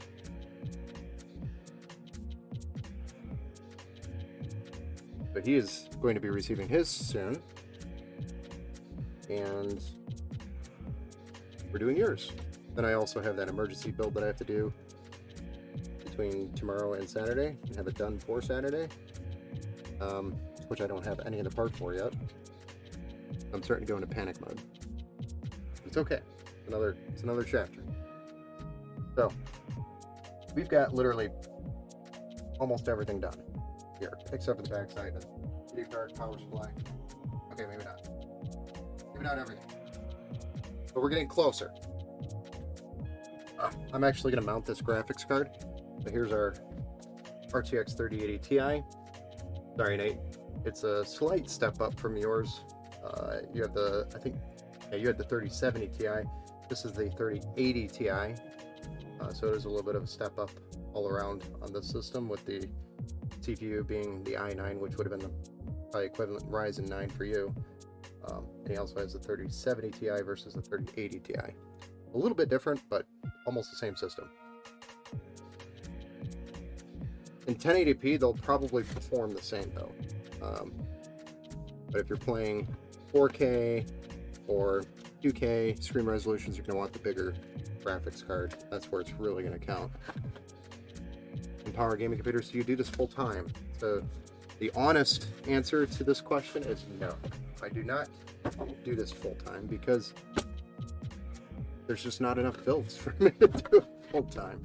Unfortunately, I build probably 3 a week, and my margins off of each build, stay somewhat competitive with everybody else aren't great. So I'd probably have to do 15 or 20 builds a week in order to do this full time and hire an employee to help out with the logistics, because the more you do, the more time that has to be put towards it, the more work there is to ship things, etc. So I would definitely need a set of hands once I'm doing that many, because I don't want the quality to go away. I want the quality to stay, obviously. So the more you do, the higher chances that quality disappears, and I don't want that. So steady as she goes until we have more volume or something else happens. You know, it's a slow, steady growth, that's all.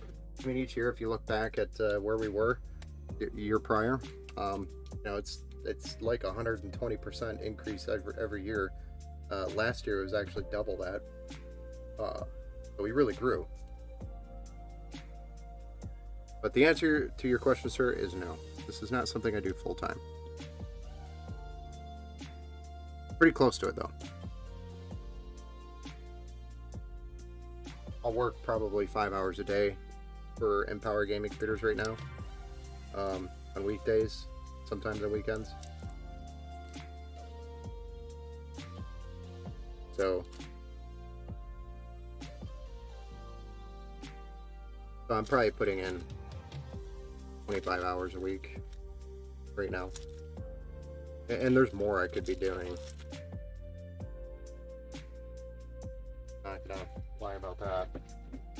Like, there's more marketing opportunities I could be working on to increase growth. But I mean, honestly, word of mouth is really the true.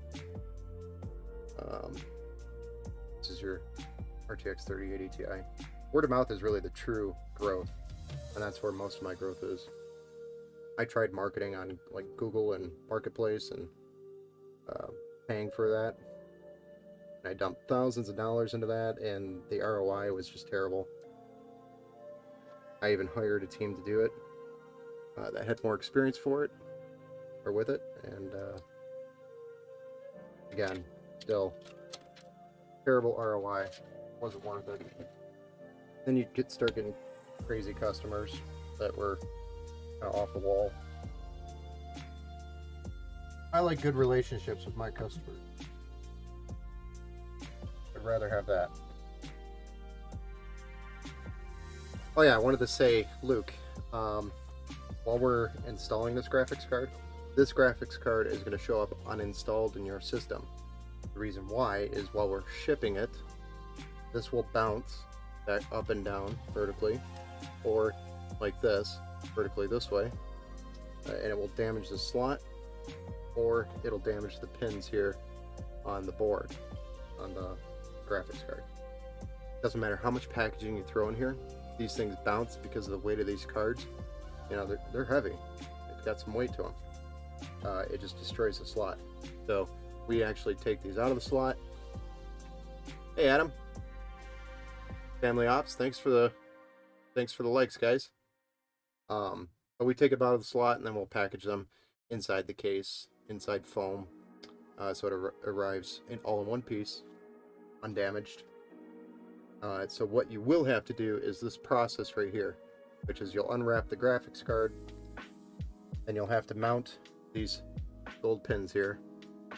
You can also reference this video later when we're doing it, or call me and I can assist you, walk you through it over the phone. But we're going to take these gold pins, line it up with that slot down in there, that silver slot with the black tab, this guy right here. That is going to be where we put it. It's going to go straight up and down into it. You feel around just a little bit. Just make sure teeth on the back side are cleared, and then it should just pop right into the slot. You'll hear a click, and it's now in. Now we have two screws here to plug in. Then after that, you'll have two cables here, one here, one here. those will be laying down somewhere over here by the fans, ready for you. And then after you got the screws in and your power connections in, then you're good to go. That's it. A little bit of extra work, but it ensures that this video card and that motherboard will arrive in one piece undamaged. I've had so many computers damaged while shipping with the video card installed that no, it does not matter which cable is left or right. They're the same exact, and they plug in the same exact way. I'll be doing that here in just a moment as well. So it's going to be red and black wires. Those cables will plug in here. I'll show you.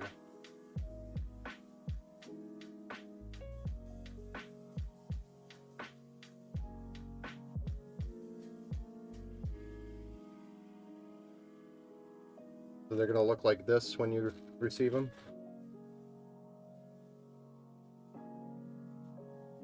I ripped my glove again. But they're going to look like that. And this piece right here that's hanging off actually just attaches here like so. It's loose. It doesn't have to be firm. But that makes your 6-pin. There's 1, 2, 3, 4, 5, 6. Into 8-pin. That's 2 more pins. And that's what we call this, is a PCIe 8-pin connection. And you got the tab on the top. See this little tab thing here? That goes towards the top of the graphics card. And it latches right into place. It can only go in one way, so you can't force it. It goes in very easily, and it snaps into place. That's it. That's all you'll have to do. The other end of the cable for you will already be plugged in. It'll just be out here by the fans. That's it. And again, if you need any assistance while you're going through that, doing this installation, let me know. But again, slide the card in. You might have to wiggle it a little bit, not anything crazy, just a little bit of a wiggle.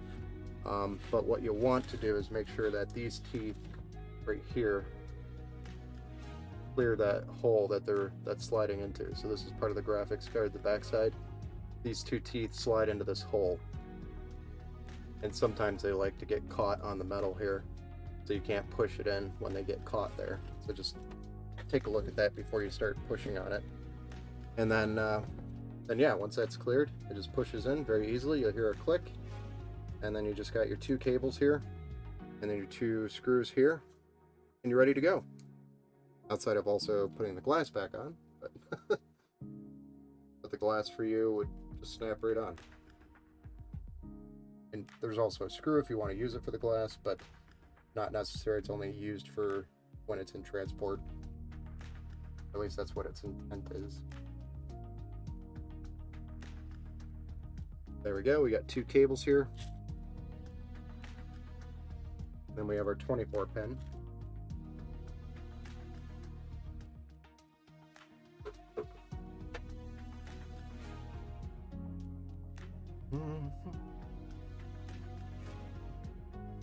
I'm going to do some cable combs.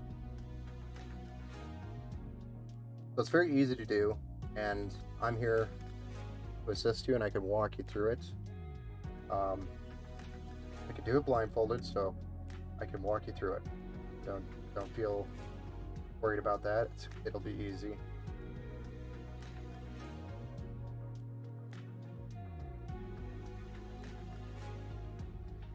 And don't worry about asking questions. You're not, asking too many questions or not enough. No such thing. If you call me and you're like, oh, I'm sorry, I keep bothering you, don't feel bad. We're here to help. This has been a super informative stream too. Yeah, I like to talk a lot about what I'm doing. So if you want to talk about anything else, feel free to ask away, sir.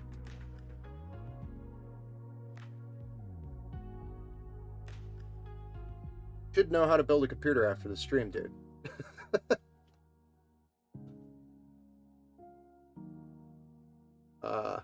I see. You have top tier customer service, my dude. I try to keep everybody happy and satisfied and show my appreciation for letting me build their PC. You know? Like I said, it's more of a relationship to me than just a customer.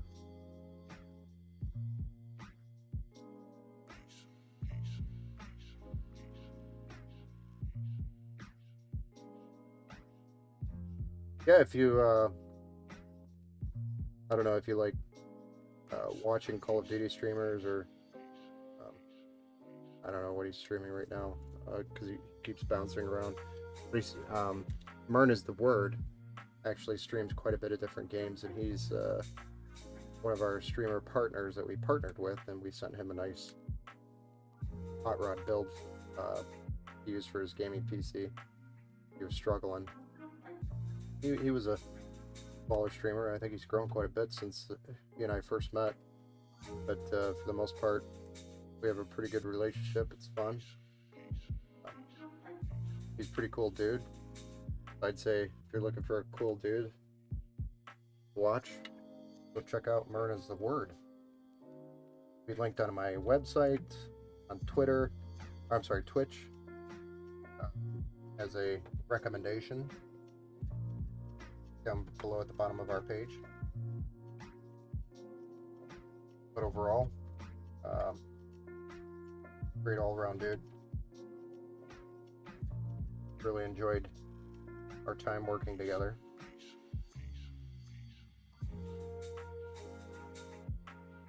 Alright, so our 24 pin.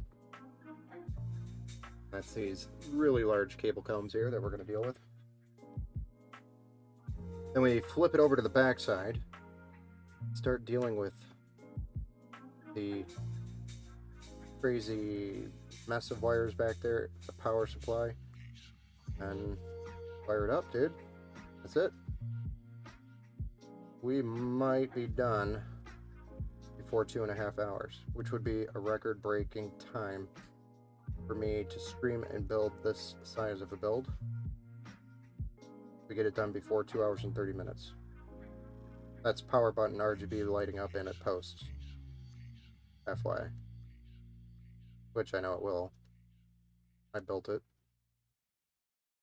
I don't mean to sound cocky or anything.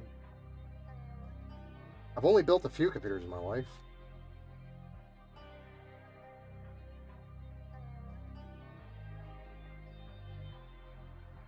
So yeah, last year, I was building probably close to 10 computers a week, and there was a point where, you know, I was working a full-time job. I still am working a full-time job right now, but I was working a full-time job. I couldn't do both.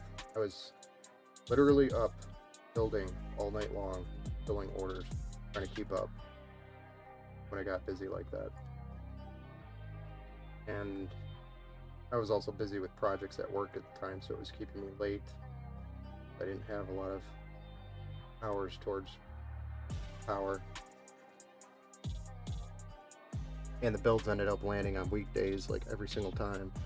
So I ended up adjusting the schedule, calling a couple of my brothers who also build computers. They came over and helped out, got me through it.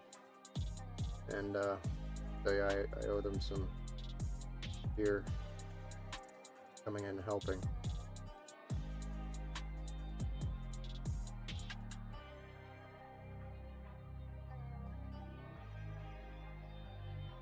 Christmas time as well is when it gets super busy. Like from the month of November until like the end of January, it's just non-stop. Through the summer though, it usually slows down, so I can actually enjoy myself. Enjoy myself in building, you know. I enjoy it. Even though I do it so much, I still enjoy it. It's like therapy to me.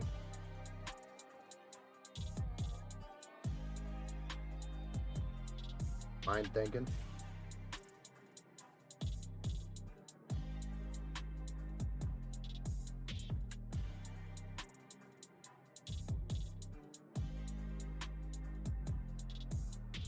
Alright, there's our 24 pins.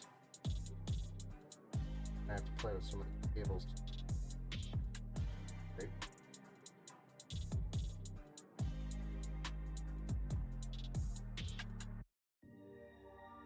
There we go. Okay. Looks nice, huh? What was I gonna do?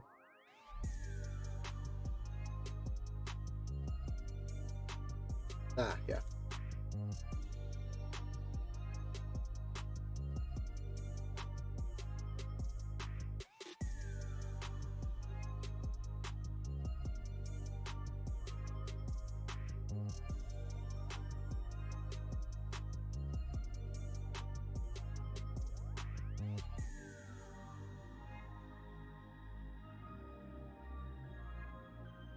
I made the mistake of forgetting the other fan hub here.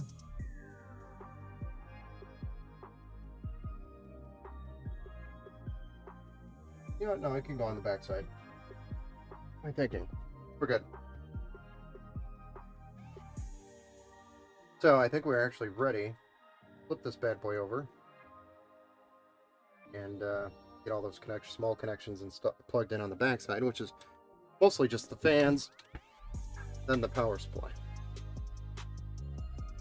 So again, those daisy chain fans really help a lot, because it would look way worse back here if we didn't have a single connection coming up all those fans. It would be way worse.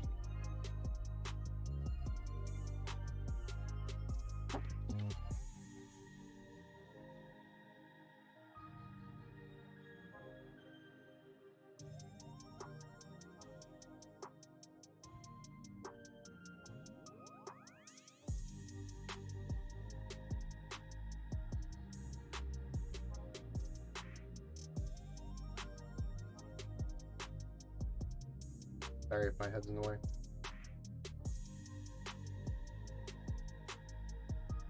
That just means I need to pull this down more. I'm not leaning into the camera as much. So I'm probably going to spend just a little bit of time getting everything plugged in here. I'm probably going to run through this a little bit more off stream, because there's a lot back here. I'm going to get everything plugged in and cleaned up for the most part, but I'll zip tie things up later in case I have to go back in there before I ship it out. About 8 by here. This is a PWM fan hub that I'm plugging the fans into in the back side for the CPU headers.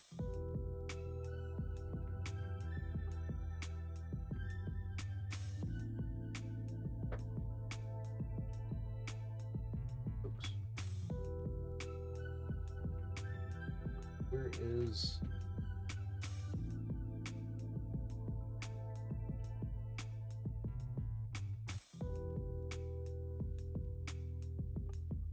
Then I need this guy.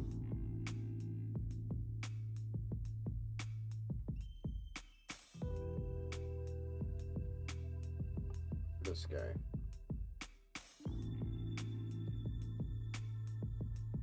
Run these guys down to this guy.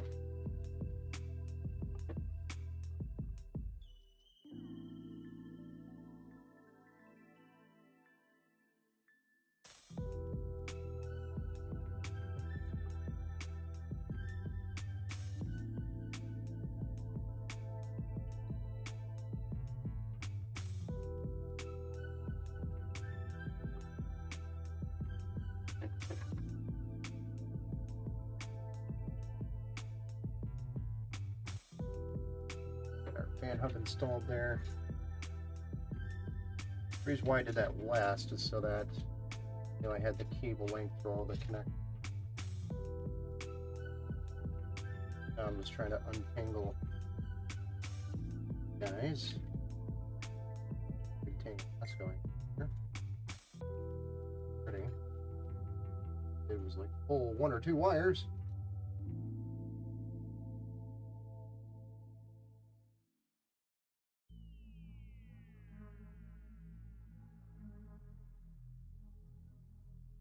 1. This just needs to get out of my way. Please. Out of the way.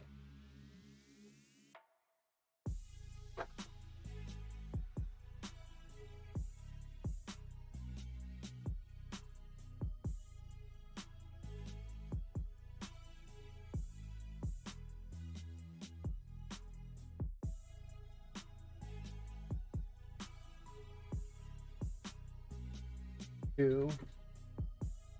Third. You, sir? Huh.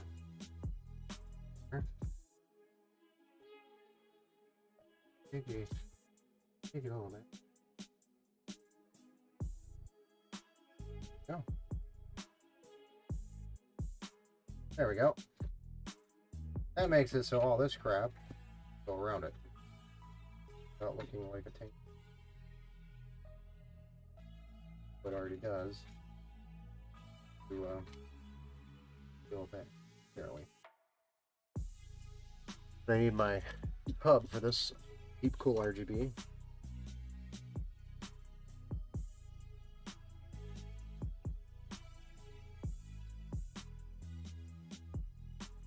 These guys need to run around here slightly, kind of reach. Go. Row.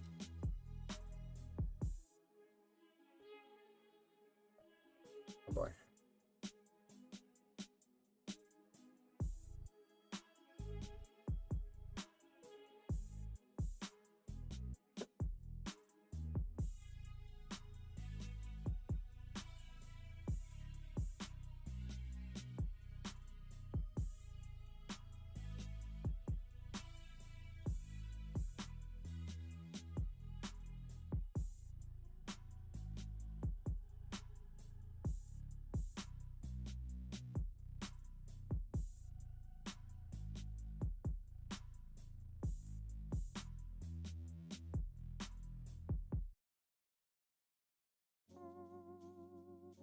So this is the addressable RGB that I'm dealing with right now for the CPU fans on the radiators.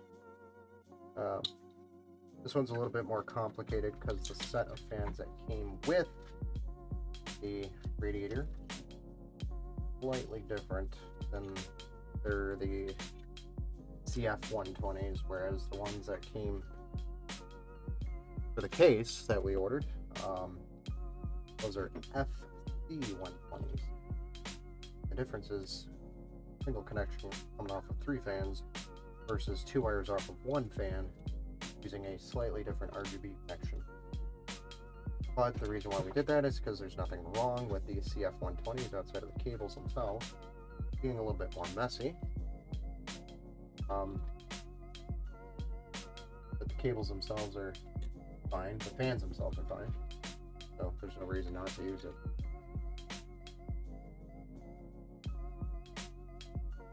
And they're pretty much the same exact fan outside of the cables. Same speed, same everything. Blades are slightly different, but not that big of a difference. Barely noticeable. Now I want to leave some wiggle room on these cables if we ever need to take that radiator out. I think we will, but in the event that we ever had to, we want to kind of keep these cables slightly loose. At least you get to. So that we can pull that radiator without having to deal with stuff on the back.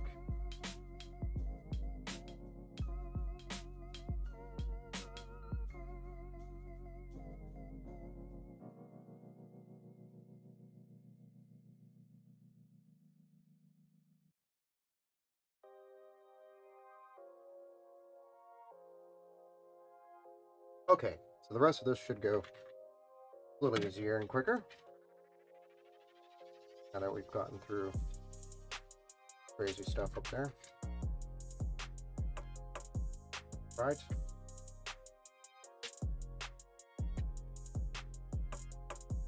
This is our case addressable RGB. Now we're working towards the bottom and now you can't see again, sorry. Let me fix that. Now we're just focusing on these cables down here. It's a mixture of cables here.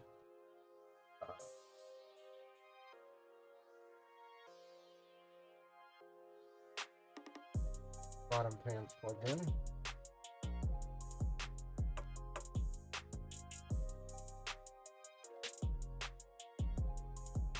Turned into a tangled nightmare.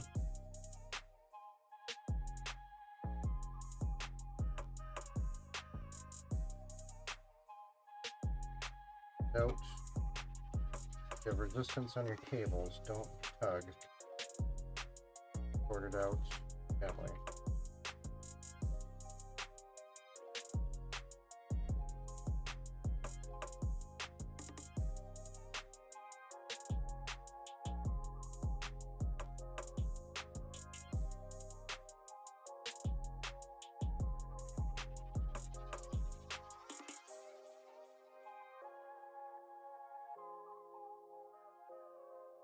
This is going to be for a strip.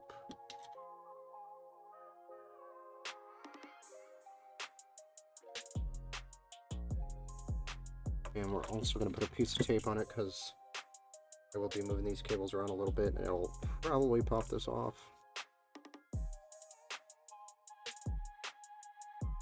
This is just a little bit of electrical tape to keep the connection. Because the addressable RGB connections do not have anything to secure the connection other than tension on the pins themselves. Started.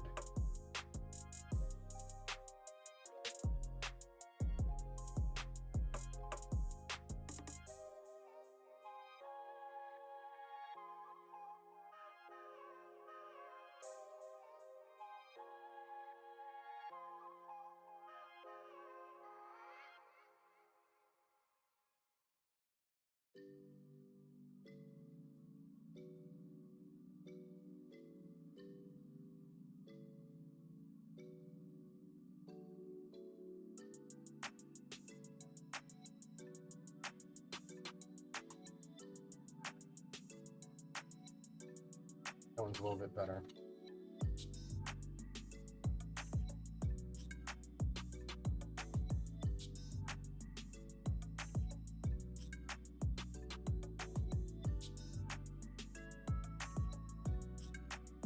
Hey, where do you plug in?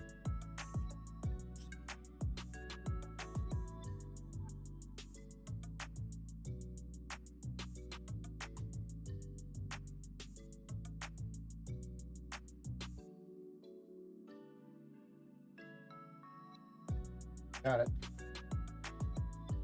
That's literally all our connections down here. They're all done. Plugged in.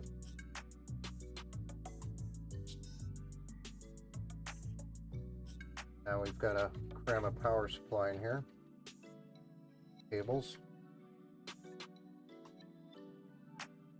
Hey, Tuna TV! Hey Ben, how's it going? It's going, man. We're just building away. Like normal, sir. Building like normal. Another day, another build. Sorry, I didn't see. Love it. What's the specs on this beast? So we're building with a Intel i9 12900K, 32 gigabytes of DDR4, 4000 megahertz on a Asus TUF Gaming Z690.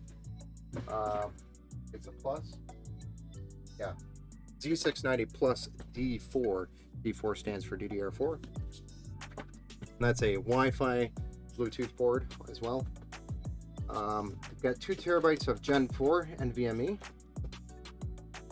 SSD and a RTX 3080 Ti with a 1000 watt EVGA Gold fully modular power supply. All built into a Lian Li 011 Dynamic Evo case. Cooled with a Deepcool 360mm AIO with FC120 daisy chain fans. I've got the X570 version of that. I loved it too. Sorry, I was trying to pull the plastic apart to get the power supply out, and for some reason, good God, that tape was insane.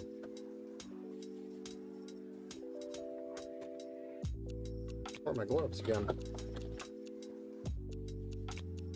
Yeah, the X570 version of that. Love it. Yeah, it's a beautiful board, sir. Beautiful board. One of the toughest out there, if you ask me. There's a little bit of a dad joke in there. Sorry, guys. Okay, so we've got 1000 watt EVGA Supernova. There, you can actually read it now, right? Beautiful power supply, beefy. Got a big fan on it. Oh, look at all those connections. Good thing it's modular. That'd be quite a few cables to deal with.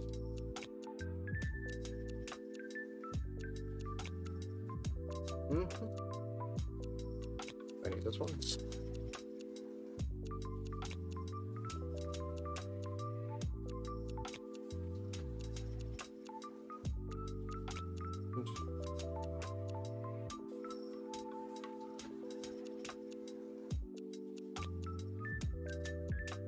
Toughest. I appreciate you, sir. Coming back with that.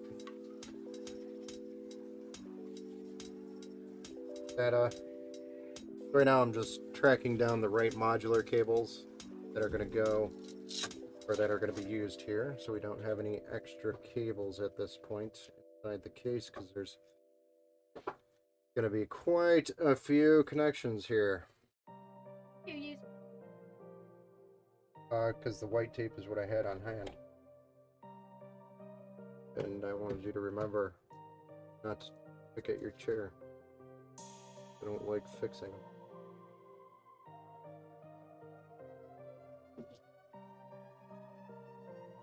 Hidden away from you in great secrecy. Well, you need the foam for it. You need foam, or it's just going to ruin the tape and cut through it. You have the foam for it? Or did you throw it out?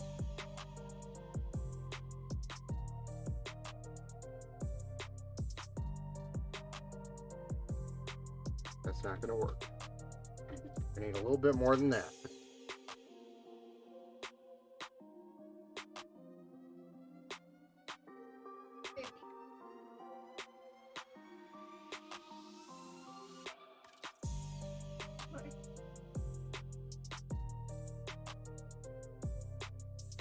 Okay, all of our connections are now plugged into the power supply. We're going to place the power supply here in its little cradle foam, where it will live its life to its fullest, powering this beast, doing its job. But we're doing it with the fan up, because this whole panel that's going to cover this will be ventilated with mesh. Very nice. Now, we're going to use 4 screws on the back side here.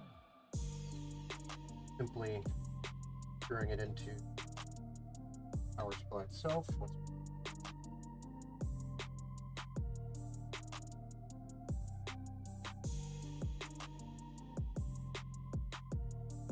There we go. 1 down. 3 to go.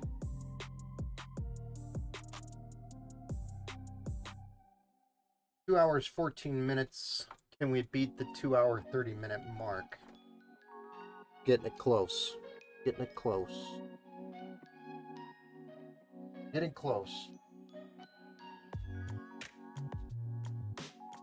I'm torn between going with an all black, no RGB build, or an all white RGB build this fall when the new stuff drops. It's Dan from Facebook chat. Not sure if you know Tuna yet. I know Tuna.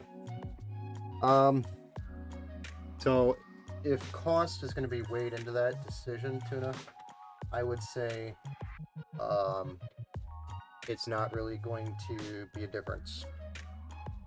If you want non-RGB or RGB, it's pretty much going to be the same price. In fact, non-RGB might be a little bit more expensive right now. Believe it or not. Reason being, if we go non-RGB, then we're going to want to take the extra, not really extra, but we're going to want to make sure that the fans are doing its job. There's really not any inexpensive, good quality non-RGB fans out there. The non-RGB fans that are good quality out there are like $30 a piece. And it's pretty high price. Not cheap. That is a high price in my opinion for fans.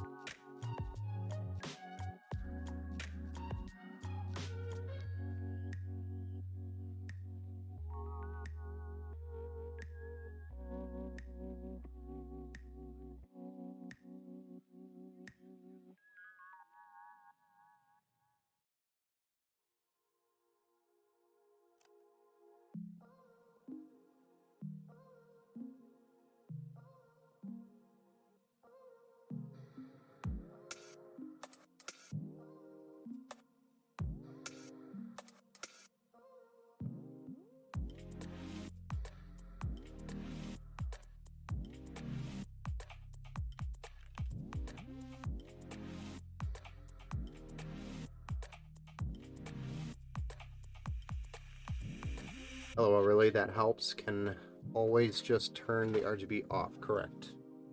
The RGB can just be turned off. I'd rather just have the option there at that point. I mean, super high quality RGB fans are going to cost you money too, but for the most part, there's way more options with RGB than there are with non-RGB. Means, you know, you have more options available. Is that really what it means, Ben? Yeah.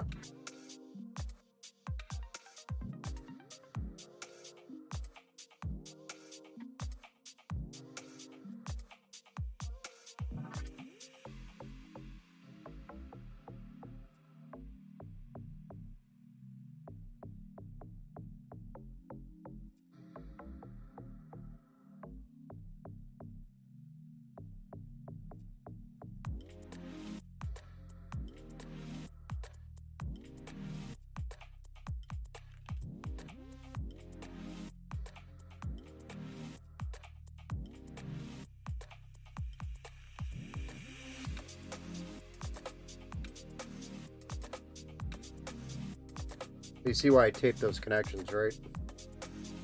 Electrical tape, RGB connections. Did that because you saw how much wiring I was just cramming and shoving and moving. Those connections will break underneath that wire, and you'll have go dig it out, and it's a pain in the ass. Crap. I miscounted. Okay. Easy fix.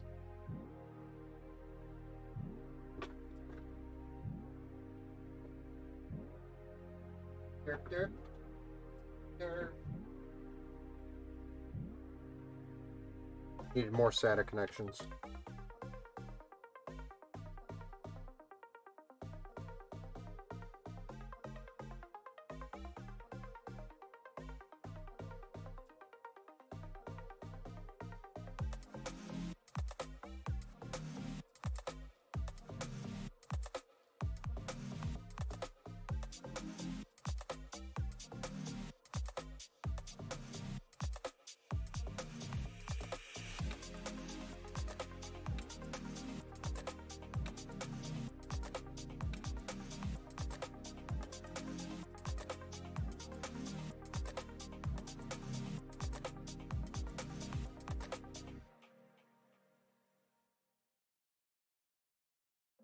Okay.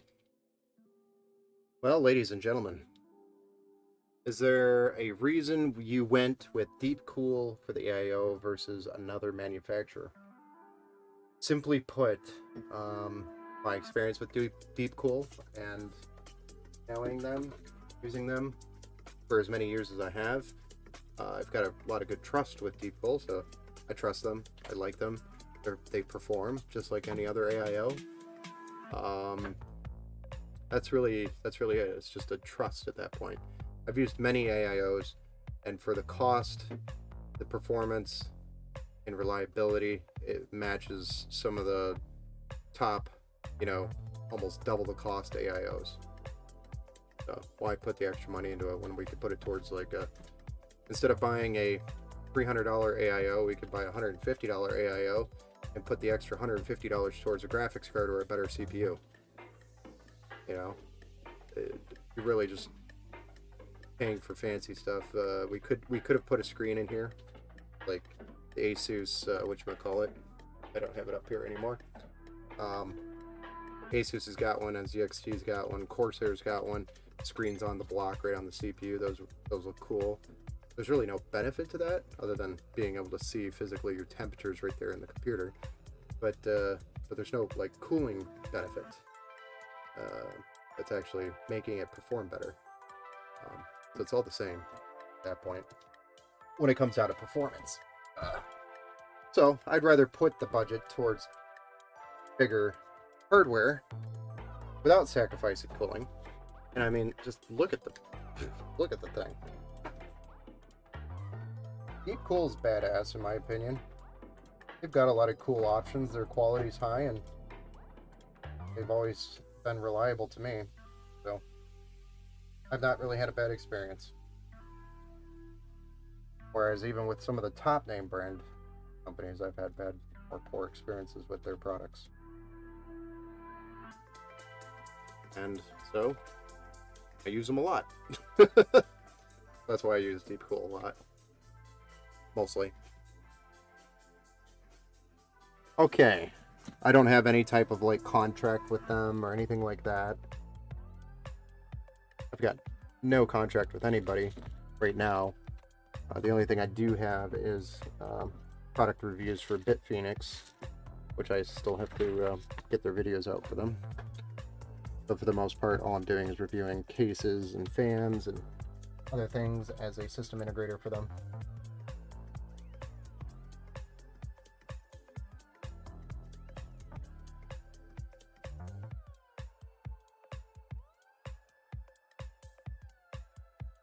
Alright, ladies and gentlemen, boys and girls. Center this bad boy up. Y'all ready for this?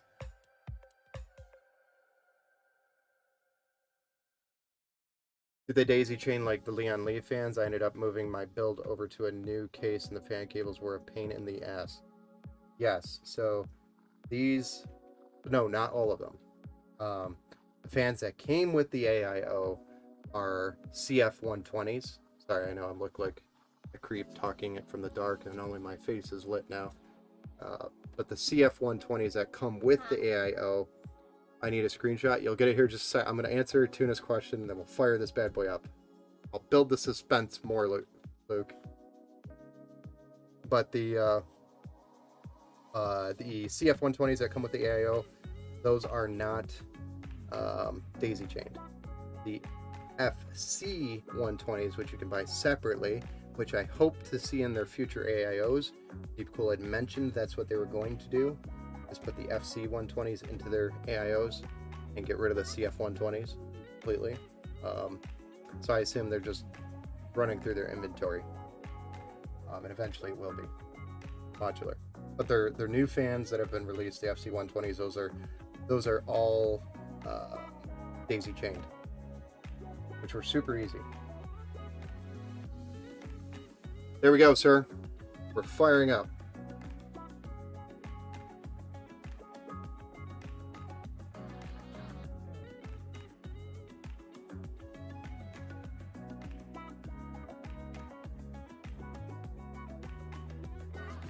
Thing needs to get pushed in more.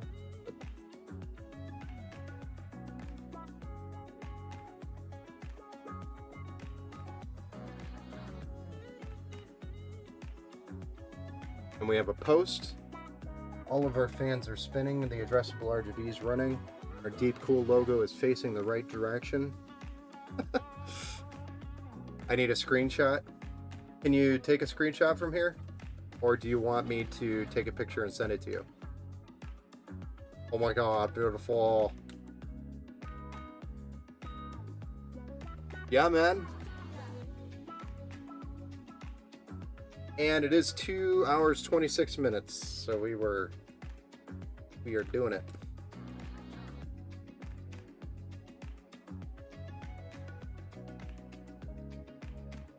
We did it in less time than the last one. And there were more fans in this one. Slightly.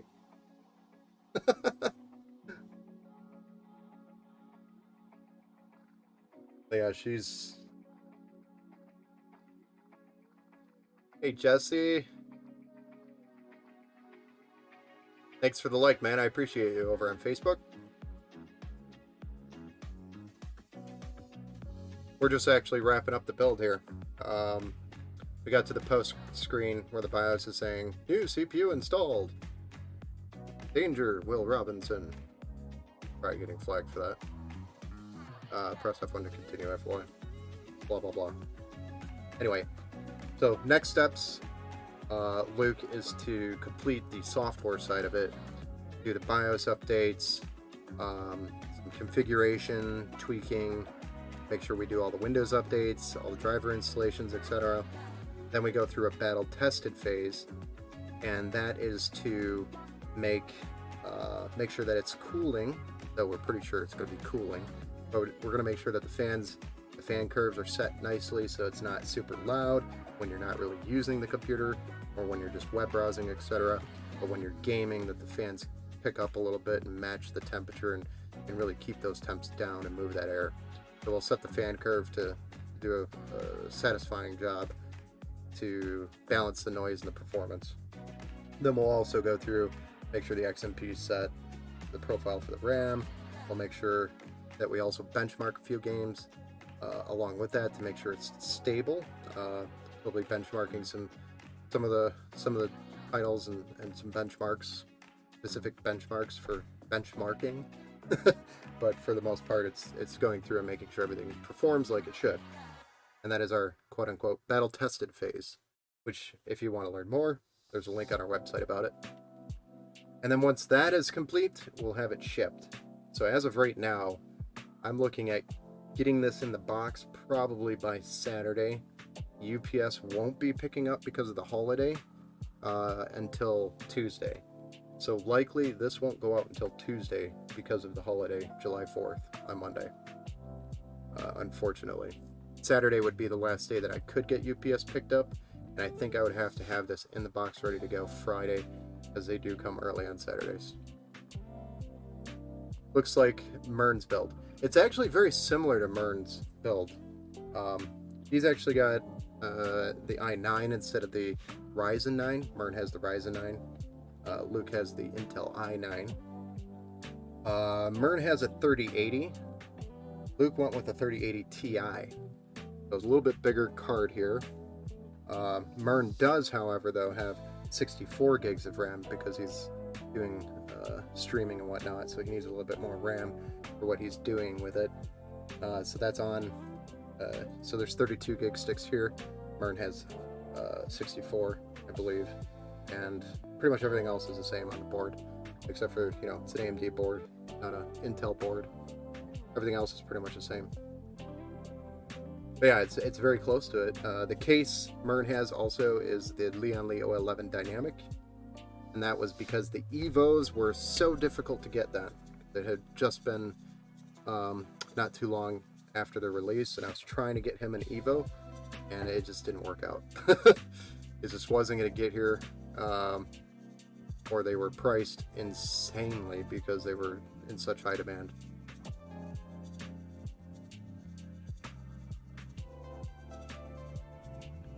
Now they're just about available everywhere.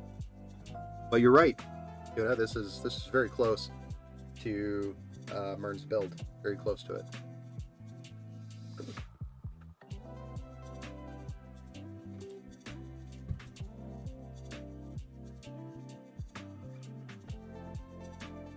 Hashtag not and not anda.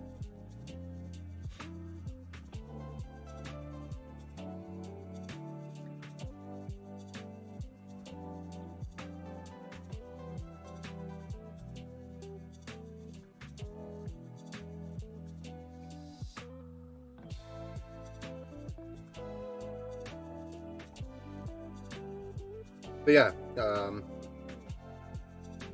and then we also did some custom plates for Mern as well. We did a custom back plate for the graphics card. We did a custom plate for this panel here, and we also did a custom plate for the AIO block, so you could really see his logo everywhere. And we did glass etching on his glass. We etched his logo on there as well, on both the front and the side. Awesome, man. Excited to spec out the beast in the fall. Hopefully supply chain is settled out. Right now it's actually really good. Right now we can pretty much build anything you want. Any color, anything. So it's actually really good right now. It's just the new stuff isn't out yet. And I know for a fact, once that 4000 series hits, same with AMD, it's going to be a pain to get them. But I'm confident I'll be able to get a few on the first week. No reason to go from a 3070 to a 3080. Yeah, it's what I think you and I were chatting about that before. It just doesn't make sense. Not when the 4000 series is coming out. I'd say hold on to the 3070. It's gonna hold you through it. It's gonna do you good. And then put that towards the new card when it's out.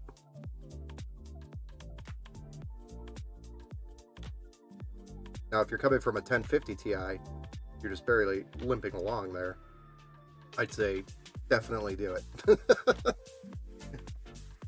If you have the money, because you can always sell the other card and upgrade. Yeah, the 4K monitor I have sitting here hooked up to the PS5 is hungry to PC game though. Yeah, I actually just got I don't know if you can see it way over there in the corner, it's dark. I can go flip the light on. Maybe you can see it.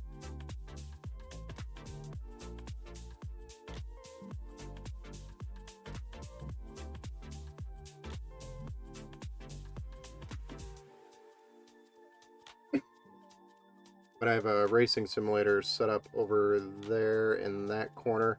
It's got a next level racing cockpit. Can't remember the exact model now off the top of my head, but it's the full cockpit built. You can actually put the motion hydraulics underneath it if you wanted to. I'm not going to pay for that.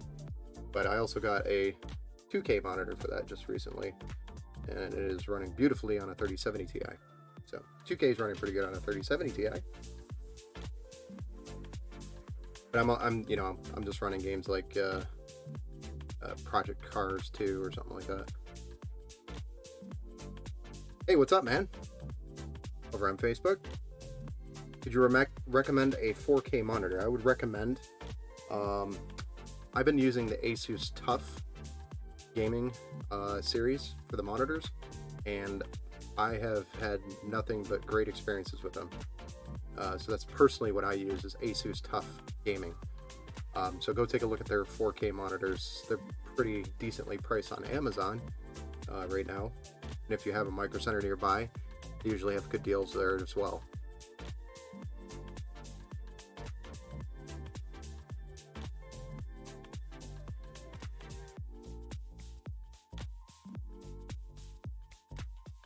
Hey, Tuna PC, or Tuna TV, I'm sorry, Epic. I think my current rig is going to become a racing sim down the line. I've got the wheel and everything, but nothing to power it up. Oh, okay. Yeah, you could do that with your other PC. Is throw that. That's actually what I did. I rebuilt. I was having problems with it where, when I do get a chance to play games, I'll play PUBG, etc. And I'll be playing, and all of a sudden it would just randomly crash. It was some weird stuff, man, and I just could not figure it out. And I eventually just had enough of it. And I had so much on the computer, wiping it wasn't going to be ideal, so I needed to keep the computer around for a while as I transitioned. I had so much stuff on it because I run in Power on there. I have my photo editing, my video editing, everything's on there. So transitioning off of that was going to just be insane, and it just hurt my head thinking about it. So what I did was I just built a second computer and then slowly migrated off of that, and then made that my racing sim later, and reinstalling Windows solved the problem. But I think it was just it had been around for like 3 or 4 years, so I think it was like a bad update somewhere.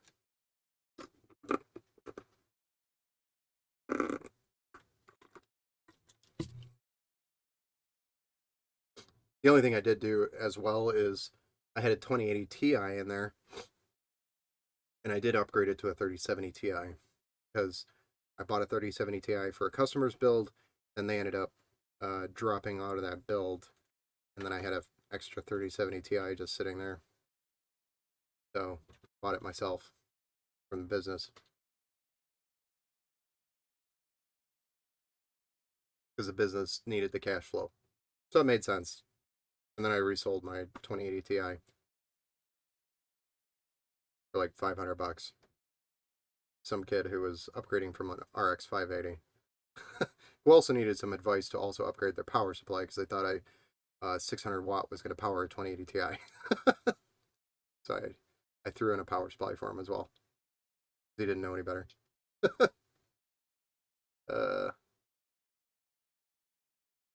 Awesome. Yeah, I've got the Logitech wheel. That's exactly what I have.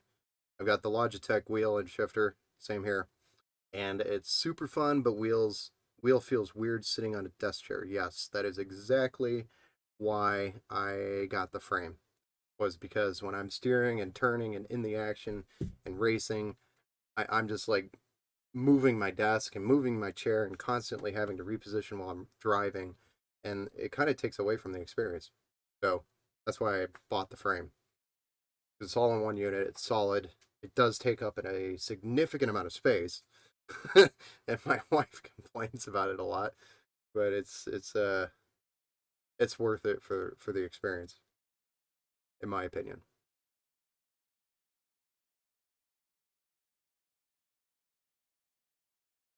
My plan was to have like 3 or 4 of those, and then have them in the store that people can play.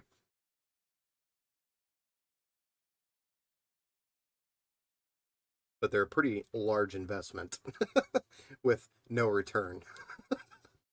So it would have to.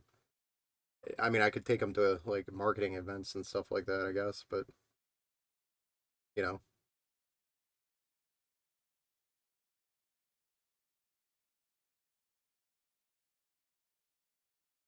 yeah, Brazos FUD. Mine was an 800 horsepower though, like in game. Yeah, that actually happened. I think I've talked about this before, but during COVID, during the lockdown, I found out there's a lot of local tracks here in Michigan and a lot of local racers that actually go to those tracks a lot. And the tracks were shut down, so they couldn't race. So they actually went to building racing simulators. So I actually ended up building a lot of racing simulators for people locally. And that's how I got really into it. And that's why I have a demo unit, so to speak, but it's mine. I personally bought it and invested in it. Because it's fun. I enjoy it when I get to, and the kids like jumping on there too. So I think my 9-year-old's gonna know how to drive before she's 10. A manual as well, maybe.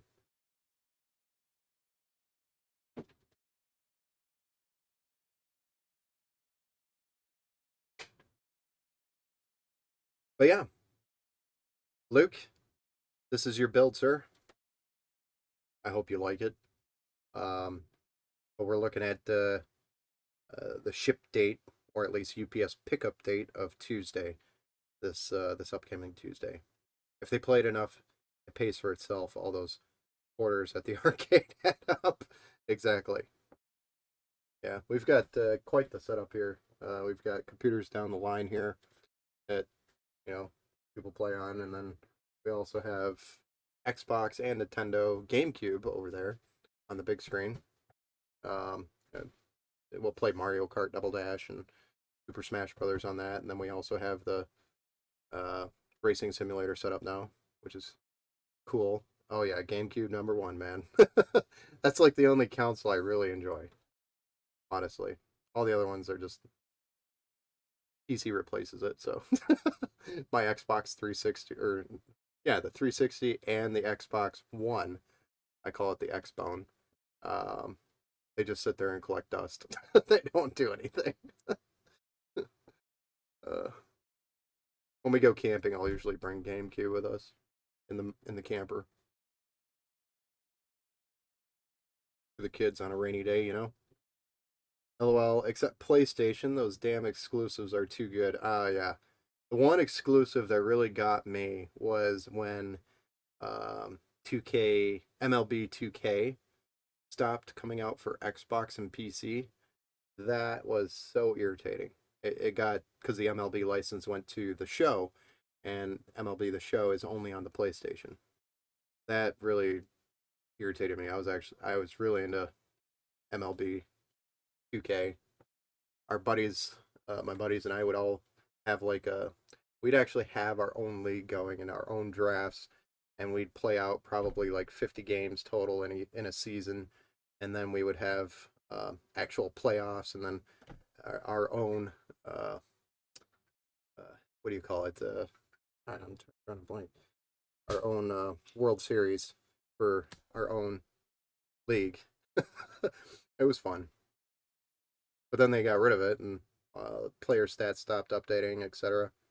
So, kind of got boring after that.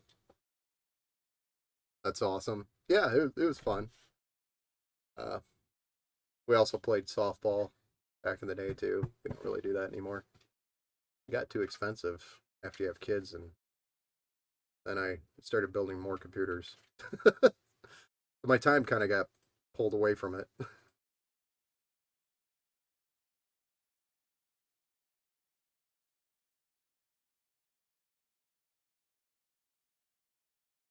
For sure. But alright, guys. I am going to call it a night here. It is 12 in the morning over here, Eastern Time. I do have to be up around 6:30 a.m. For my regular day job. So we're running a little bit late on sleep this weekend, I think, which is going to be okay. I'll survive. Lots of coffee tomorrow. GG's, man. Awesome PC. Enjoy your 4th. You guys as well. Enjoy your 4th of July. I hope you have at least a 3-day weekend coming up for everybody here. I've got the day off. I do as well, depending on if I'm building or not. I might have to be building a little bit during the day. But yeah, it's definitely going to be good. Yeah, no problem, man. You too. Enjoy your 4th. And I should have an email to you here sometime on the weekend with all the tracking information for you, Luke, so you track the package, and you'll see it take off here on Tuesday. Oh, tomorrow I'm golfing. Nice. I don't golf, I actually disc golf, which is not the same, but it is. In a way. You drink and you throw things. Enjoy the PC yet, Luke? Yes. Enjoy the PC, Luke. Here it is. It's coming. It's almost time.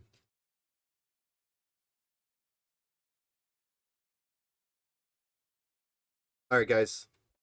GG's. Have a good night. Peace. Like and share the stream if you know anybody that needs a PC or is looking for something awesome like this, like Luke's. Feel free to send them my way. Again, word of mouth is how I grow. So, thanks, guys, for tuning in, and I'll be talking with you soon, Luke. GG's. Good night.